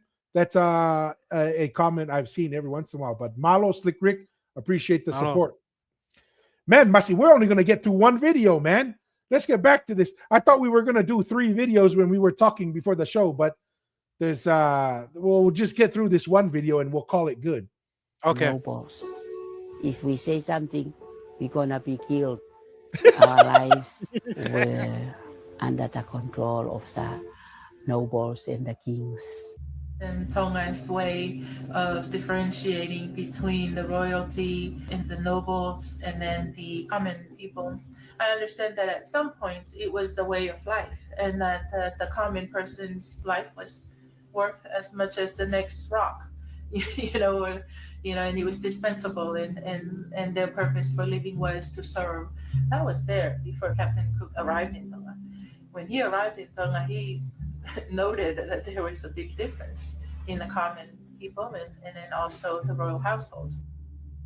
But King George II, he gave our freedom on the 4th of June 1862, and in 1875 he gave our constitution, and in our constitution we are free from the bondage of the chief abusing us. King George II and I just want to kind of share here that this still exists to this day, and I'll give you an example. So my undergrad is in construction management, and for part of my my degree, we went to the Dominican Republic, right, to go visit a school of engineering. We went and visited some construction projects, and this is when I learned that like Venezuela had a lot of money invested in the Dominican Republic. They'd build these malls, like beautiful malls, huge malls. And one of the malls we were visiting, I think it was called the Blue Mall or the Diamond Mall. It was a huge mall, and then it had a Hilton hotel, 20 or 30 stories up on top of the mall. And we're walking around, and Haitians, right? There's Haitians and the Dominicans. The poorest country in the Western Hemisphere. Yes. So we're out there, and like, you got to remember, like, we're up there, we're like maybe 15 floors up, and there's a bunch of guys like working on the edge, no harness, no tie off, no nothing, right? And I'm like, oh man, like, yeah, people, this is dangerous, And I'm speaking with the project manager of the project, and he's a big dog there. He's doing one of the largest construction projects. So we're talking to him, and I ask him, hey, how's the project going? Any issues, any challenges that you guys have been facing? And he goes, oh, no. This project's gone perfectly. Masi, you know what I found out like 20 minutes later? They've had like 6 people die on that project. Shit. All Haitian. Right? And then I was telling the guy who was kind of like our chauffeur, I was like, help me understand this. I just asked the project manager if there was any challenges with this project, and he said, no, everything's going great. And you're telling me like 6 people died on this thing? I was like, in America, one person gets just severely injured, It's a big deal. Like we shut down Lawsuit. stuff. Yeah. Lawsuit. We Yeah. shut down everything. And he goes, Tua, I need you to understand. You notice when we were looking out there, all who's doing all the most dangerous work on the edge, doing all it's like, oh, it's all the Haitians. I said, unfortunately, Dominicans view Haitians lower or at the same level as a dog. Mm. So for him, a Haitian died, no big deal. Get the next one. Mm. Continue working. Right? Like the reason why I'm saying that is they're using this like it's some kind of, oh, Tonga was terrible. It's like, no, first off, it was hundreds of years ago. Second off, that still exists to this day. Like, this is just an unfortunate reality of how society is. And even in certain countries, like, they don't see human beings as other human beings. They see other human beings as if they're like another species of animal, unfortunately, and it's terrible. But it's crazy. It's a crazy world we live in. All of a sudden, cutting off hands maybe doesn't look that bad when you're treating someone like a dog. I don't know. No, good point. Good point. I mean, I'm just trying to say, if you want to put in the Samoan perspective, they have the Ali'i, then the Tula Fale, who are the talking chief, and then they have the lower rank, let's just say, untitled men, the Aumanga, that's what you would call them. They will do the riskiest stuff, and if one of them died, oh well, there's another one. You know what I mean? I don't know why they try to make this as like, dude, it's every part of human nature and Every society going society forward. has it. Yeah. So, you know, maybe they haven't had somebody speak into that terms to like that. It's like, dude, Haamoa, Samoa had the same thing. There's the Ali'i in the village, Tulafale, and then there's the untitled men called the Aumanga, and they're dispensable because they're the ones who are doing all the work for the talking and the high chiefs of the village. So Yeah. so they're the ones doing the riskier jobs too. It's just like everybody else, man. Yep. No, 100%. Often voyaged to Samoa, Oh, this is a new opening one. new We've never chapels heard at this 3 one different before. places. Upon his return, he wrote a letter to the Wesleyan missionaries.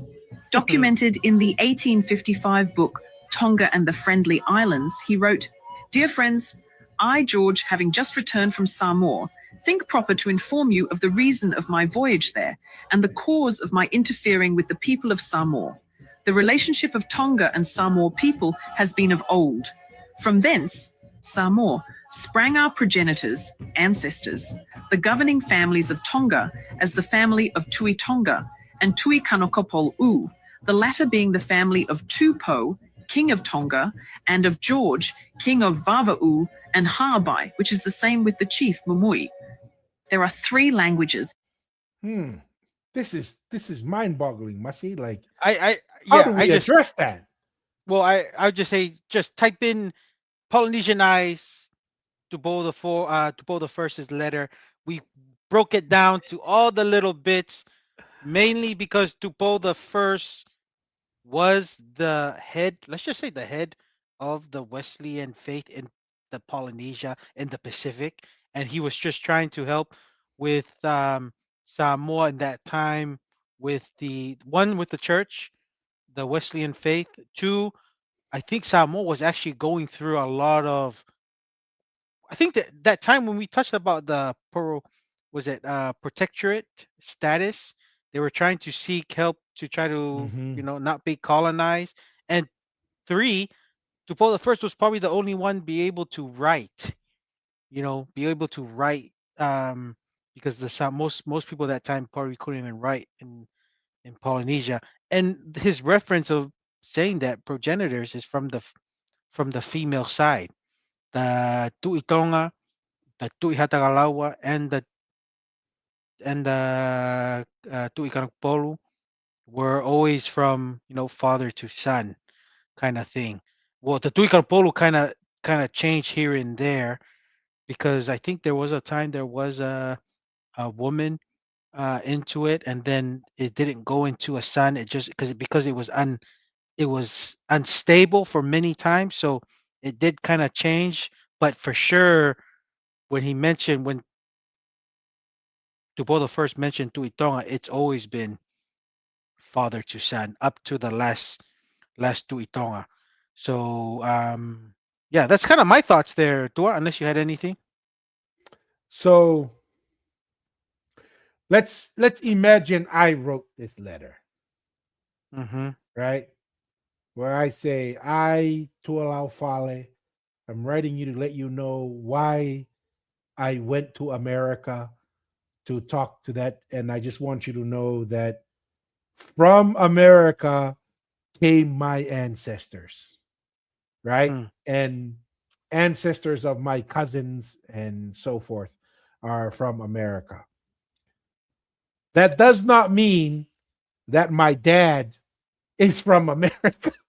That does not mean that because I'm Tongan, that Tongans came from America, Mm. right? Like this is the way that we're trying to tell you guys is like it's accurate to the sense he's saying, yeah, my mom's family and some of my ancestors come from there, but that doesn't mean that all Tongans originate from there. That Yeah. doesn't mean that. And this is just like this whole video, it is a slice and it's a snapshot. And we also have to take into account that Tupo the first, and it sounds like, I want to sounds like, it appears that Tupo the first was trying to figure out how many islands he could cobble together under the Tongan flag, right? Like, we know that he had family and stuff in Samoa and chiefs, Tongan chiefs in Samoa, Samoan chiefs in Tonga. So there was like, hey, should we include Samoa? We have the Niwas under us. Yeah. Should we have Samoa included in this?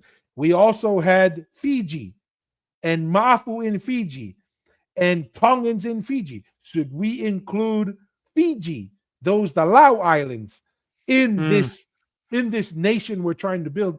And he's trying to explain to the Europeans why he even went and messed with Samoa in the first place. And so we have to look at as what was Tupo the first. Eventually he said, we can't do much for Samoa. We can't do much for the Tongans in Fiji or the Tongans in Samoa.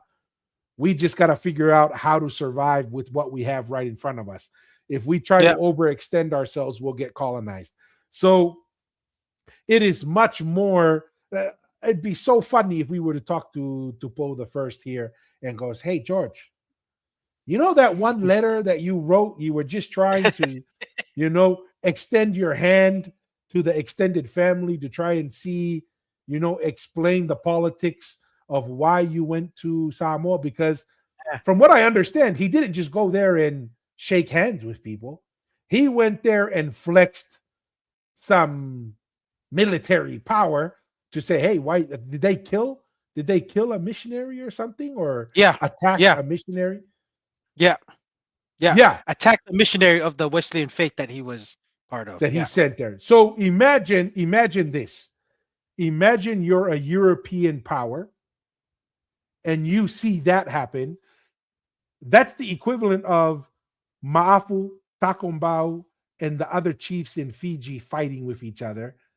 And the British have to come in and say, do I have to shut down everybody? Who here is trying to challenge whether I want to take over these islands or not? So to me, Tupou the First goes over there. He flexes some military and political power there, and he's writing the missionaries to tell them, "Hey, I'm not going there for, no reason. These are Yeah. family members of mine. Do not see this as a military expansionist Mm. deal here. This is family scuffle, right? Yep. This is a family deal that I'm dealing with.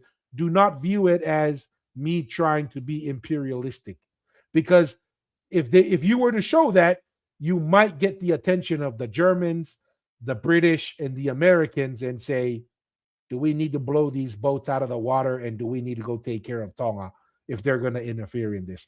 That's kind of like my 2 cents on that. No, no, good. All right, we're getting closer. In Tonga, one for the royals, one for the nobles, and then one for the common people. The royal language is made up of mostly borrowed Samoan terms, as Fuda Helu mentions in his book. This is why it can be drastically different from the other language tiers. The royal language is almost identical to the Samoan formal way of speaking, upu fa'aaloalo. These tiers were explained further by Professor Fuda Helu, a Tongan philosopher, historian, and educator. In his 1999 book, Cultural Perspective of the South Seas, he wrote, "As far as Tongan culture is concerned, human beings are never born equal in dignity and rights. It is not at all unusual, in fact, it is quite common, to hear common people referred to by chiefs as manu, animals, the favorite species identified with the lower orders being puaka, swine. This characteristic of Tongan culture is crystallized in language with its 3 tiers, one for the monarch, one for the chiefs, and one for commoners. The royal language is largely of borrowed terms, mainly from Samoa, whilst the language for commoners is made up entirely of derogatory terminology for animals and animal behavior. To give an example at random, the royal term for child is alo, which is the formal or poetical word for womb. The chiefly terms are foha, son, and ofafina, daughter. But the formal term for a commoner's son or daughter is uhiki, animal young. I'm of Tongan heritage. Okay. Well, see, this is the thing that's kind of misunderstanding happening, because even in the Samoan language, there's certain terms you use for a common person. I'll give you an example, live example right now. When you say come for a normal person, you say sao, and then when you say to la fale, you can say susu mai, and then for a li'i you say afio mai. So there's different terms that you use in all 3 languages for a talking chief, a high chief, and a common folk. And it's the same thing when you address for the food.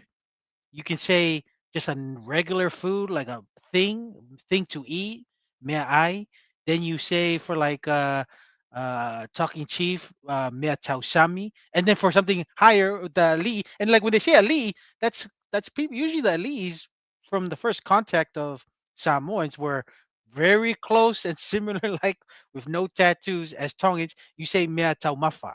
So there's different there's different terms that you use. The only difference in Samoa, because a lot of people use those terms for different things, but like it's just like every other thing.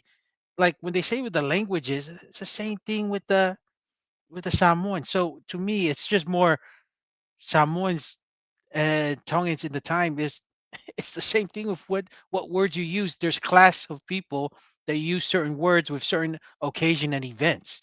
Right now, people use different kind of words in the Samoan context because it's a lot more. Anyone can be a Matai. Yeah, Anyone it's can not be as any. rigid and It's hierarchical as the Tongan. and that's why people use more formal words in their interactions, because anyone can be a Matai. Anyone can be a talking chief if they really wanted to.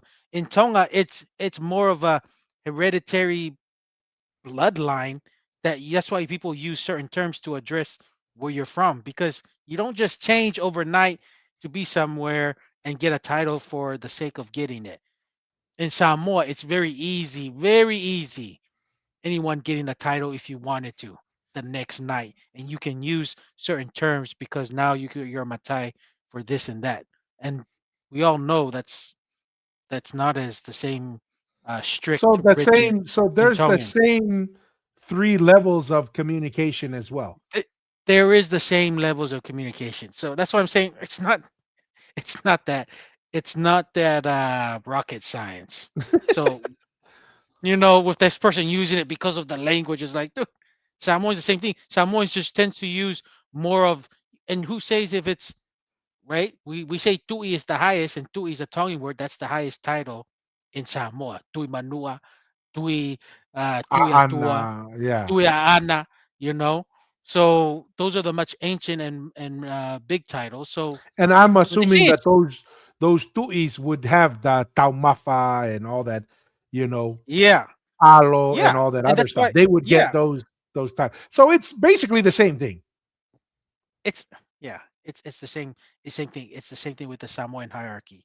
But Samoan hierarchy, anyone can be a Matai at the highest level. You just you give 50, you get 50,000 tala, you get a Matai at any village, man. I'm telling you. Tala. If that's only 25 or less than 25 25 grand USD. You know what I mean? Hmm. So it ain't that I mean, you know, the Matai has an important role, but I'm just saying getting a title there's a reason why the Tuitonga title is the most coveted in all titles in all of Polynesia. Samoa's titles very fluid. Anyone can get it. You like I said, you just Apparently, show up even someone with last name Young and both being and dad being of European descent. decent, decent, pretty much, because the European came with the good food, and they said yes. Eh? With the kapapulu, who knows? They probably came with the kapapulu, the pisupo, and who knows? They probably said yes. They're like, what Tioy, else do you want? You want tioy. Tui Manua? We'll give you Tui Manua. You You know? know what I mean? Yeah, I'm just saying it's kind of it's a silly argument, man. And Silly just think argument. of this. They're saying that that is the most the Tui Manua is the most prestigious title because it is the origin of all the Polynesian Empire, and yet it was given to someone. I can't remember. First off, it was a girl. Well, can't remember her name, but the last Eh, name was Young. yeah, The, yeah. It was a the most yeah. prestigious title, the highest rank, and that's how it was handed out. You give it over a tin fish and a tin cow, right? Come on, it doesn't make sense, man. It's too weak. It's too flawed. It don't make sense, man. Help me understand. Help me understand, my Polynesian eyes viewers, Yeah, on chat, this chat. live Help Mr. live digital Aotearoa. cover Help Mr. digital cover session. Aotearoa. Here's a couple comments. UTOL, paid member of the Polynesian Ice podcast, says, remember the lands in Samoa that Tongan chiefs had during that time. 100%, right? And it's documented. Even as early as like 1700s, there were Tongan chiefs in Tonga, in Samoa, because it was all, at the end of the day, it was all the same country, all the same people, same civilization. Another Yeah, UTOL says like the name of the Samoan rugby team, Manu. Yeah, like here's the funny thing. Number one, I, I don't know where Futahelu got the idea that they were borrowed terms from Samoa. Like I really don't know how that happens. Like, did he just happen to go to Samoa and it's like, oh, kind of like what you're saying, Masi. Everyone can be a Matai, and he just saw, oh, they use it commonly in yeah, Samoa, so that because must be the everyone can. norm, Yeah, yeah, because right? everyone can be it, and you want to address somebody as the higher term because anyone can be a Matai. Matai, Yeah, right?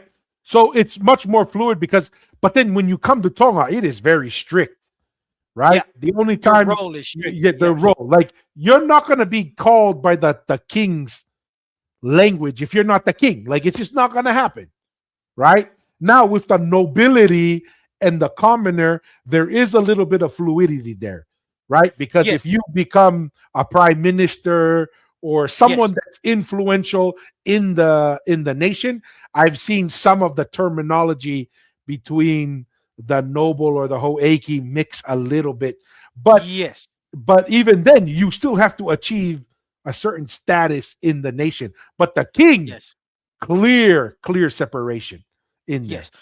Yes, no, and I was gonna add, and you touched it a little bit. I don't know which episode, Thor, but you touched it in a little bit that that nobleman is a much more recent term.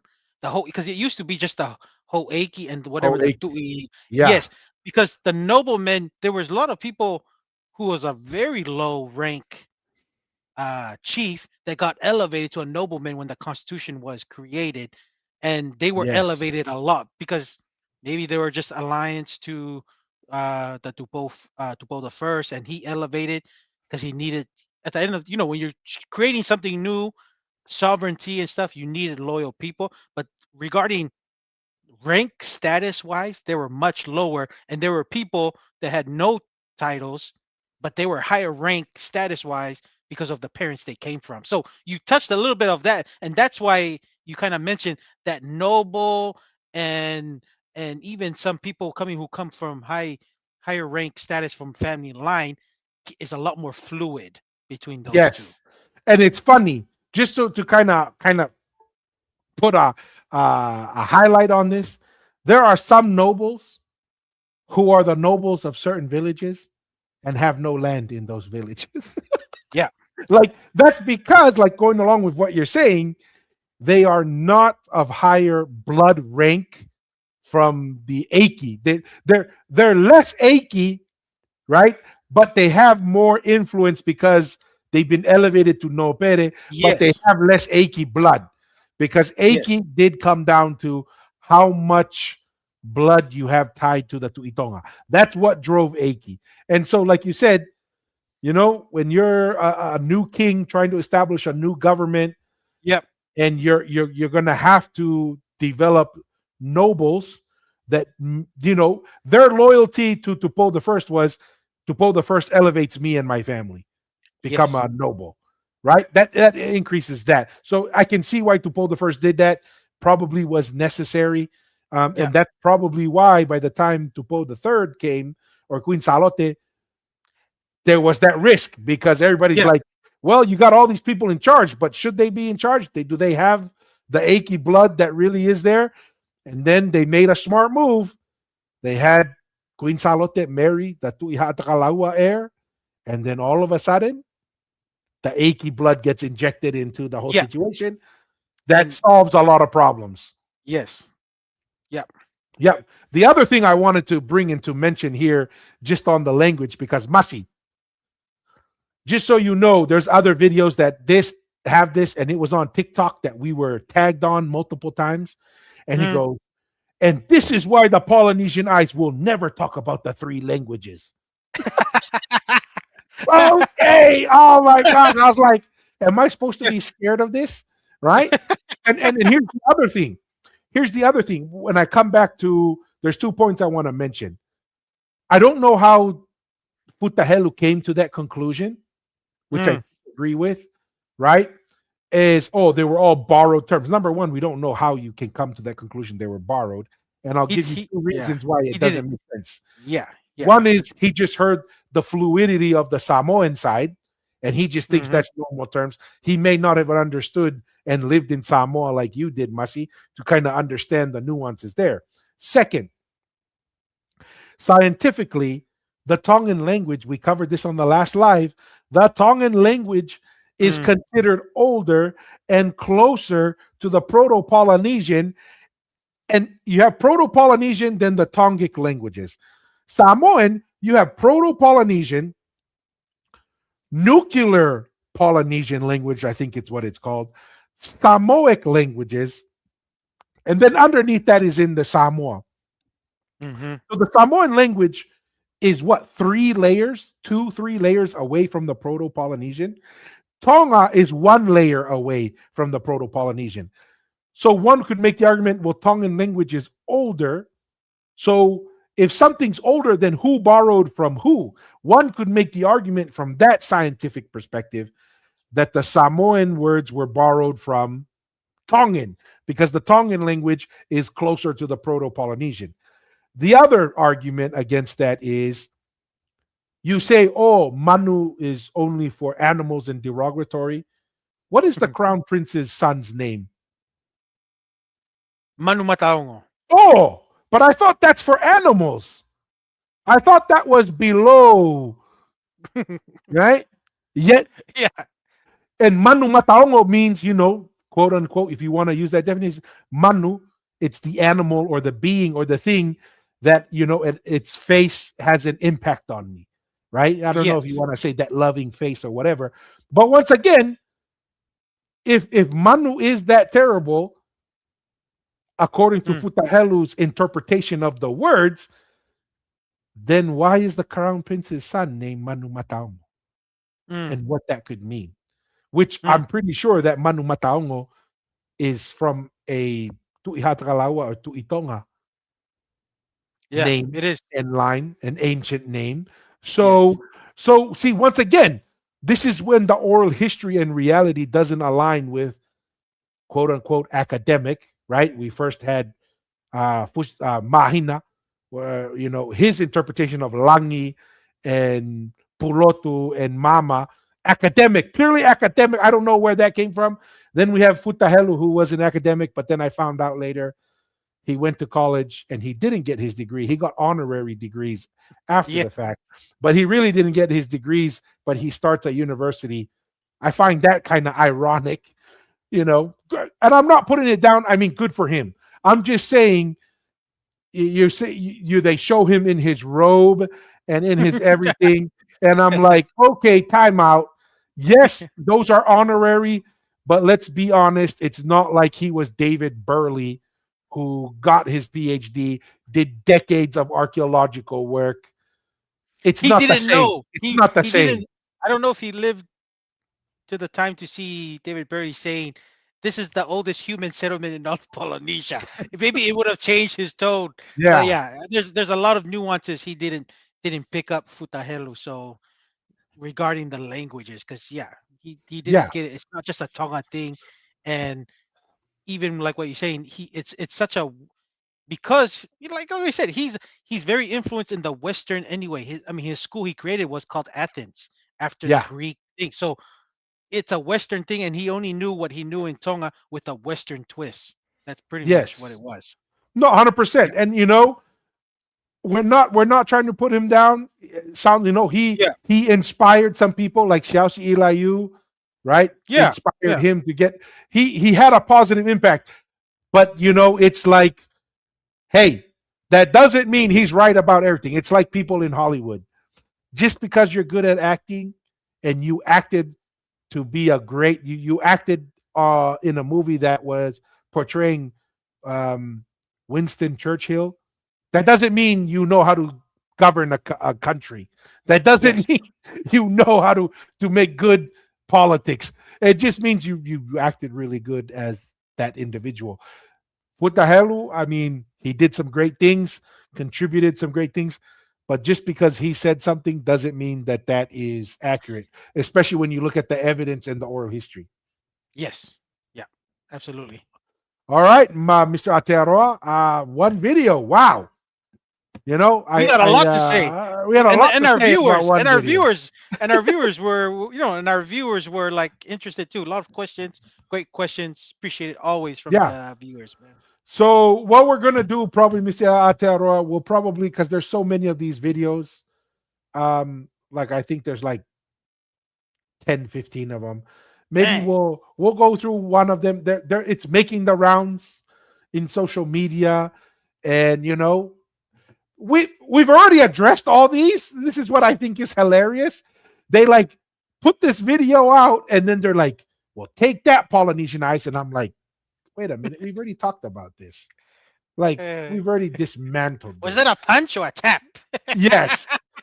Or was that a dessert? Because some Dessert. of these are like weak sauce. But anyways, my closing thoughts. Want to first off say thank you to all of our viewers.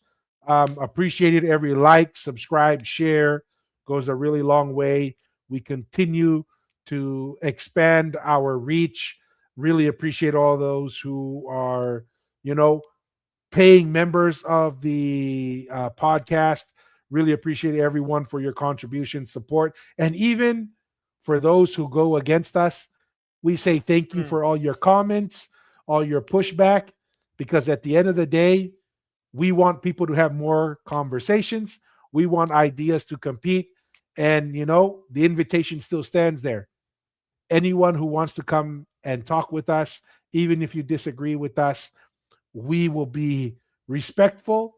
Like our last guest, he had a concern that we would turn into a yelling match or whatever. I was like, no, it doesn't have to be. We can disagree in a very like civilized manner. Now, if you want to get into yelling matches, we won't shy away from a yelling match. We're just saying we will match the tone that you bring to the table. And that's my closing thoughts. Mr. Aotearoa, hand it over to you for your closing thoughts and close us out for this live No, digital kava session. Yeah, no, I appreciate everyone contributing and the the loyal supporters that follow us, see you all the time. You know, it's amazing to see you guys have the ability just to kind of answer from some of the content that we've had from people who are just interested and or people like um I'm sure this person who did the video goes by multiple names and hashtags. Who knows? And that responds to all of our Facebook contact, especially. And you guys are well versed and just trying to understand our history and stuff. But I also want to touch on that Manu Mataongo tour because we know we do have our nephew. His name also he's older. You can say he's older, so he had the name first, Manu Mataongo, before the crown prince. And that that some of the definition I heard about that Manu Mataongo, it's such an old name that it's kind of like a representation of something mysterious that still that impacts you. Kind of like what you mentioned, like a face. It was something that mysteriously impacts you, is from the definition I heard. And those are some of the right were you and like what you mentioned, we use Manu as just like an animal, but there's so much other things that Manu could have a reference back in the ancient days with some of these names that even us not 100% sure, and unless it's from certain families, know what it really means, because we're they're very very old language, just sometimes even some of the English words that's used in certain scenarios that people don't really know what it means. So that's just kind of my thoughts there.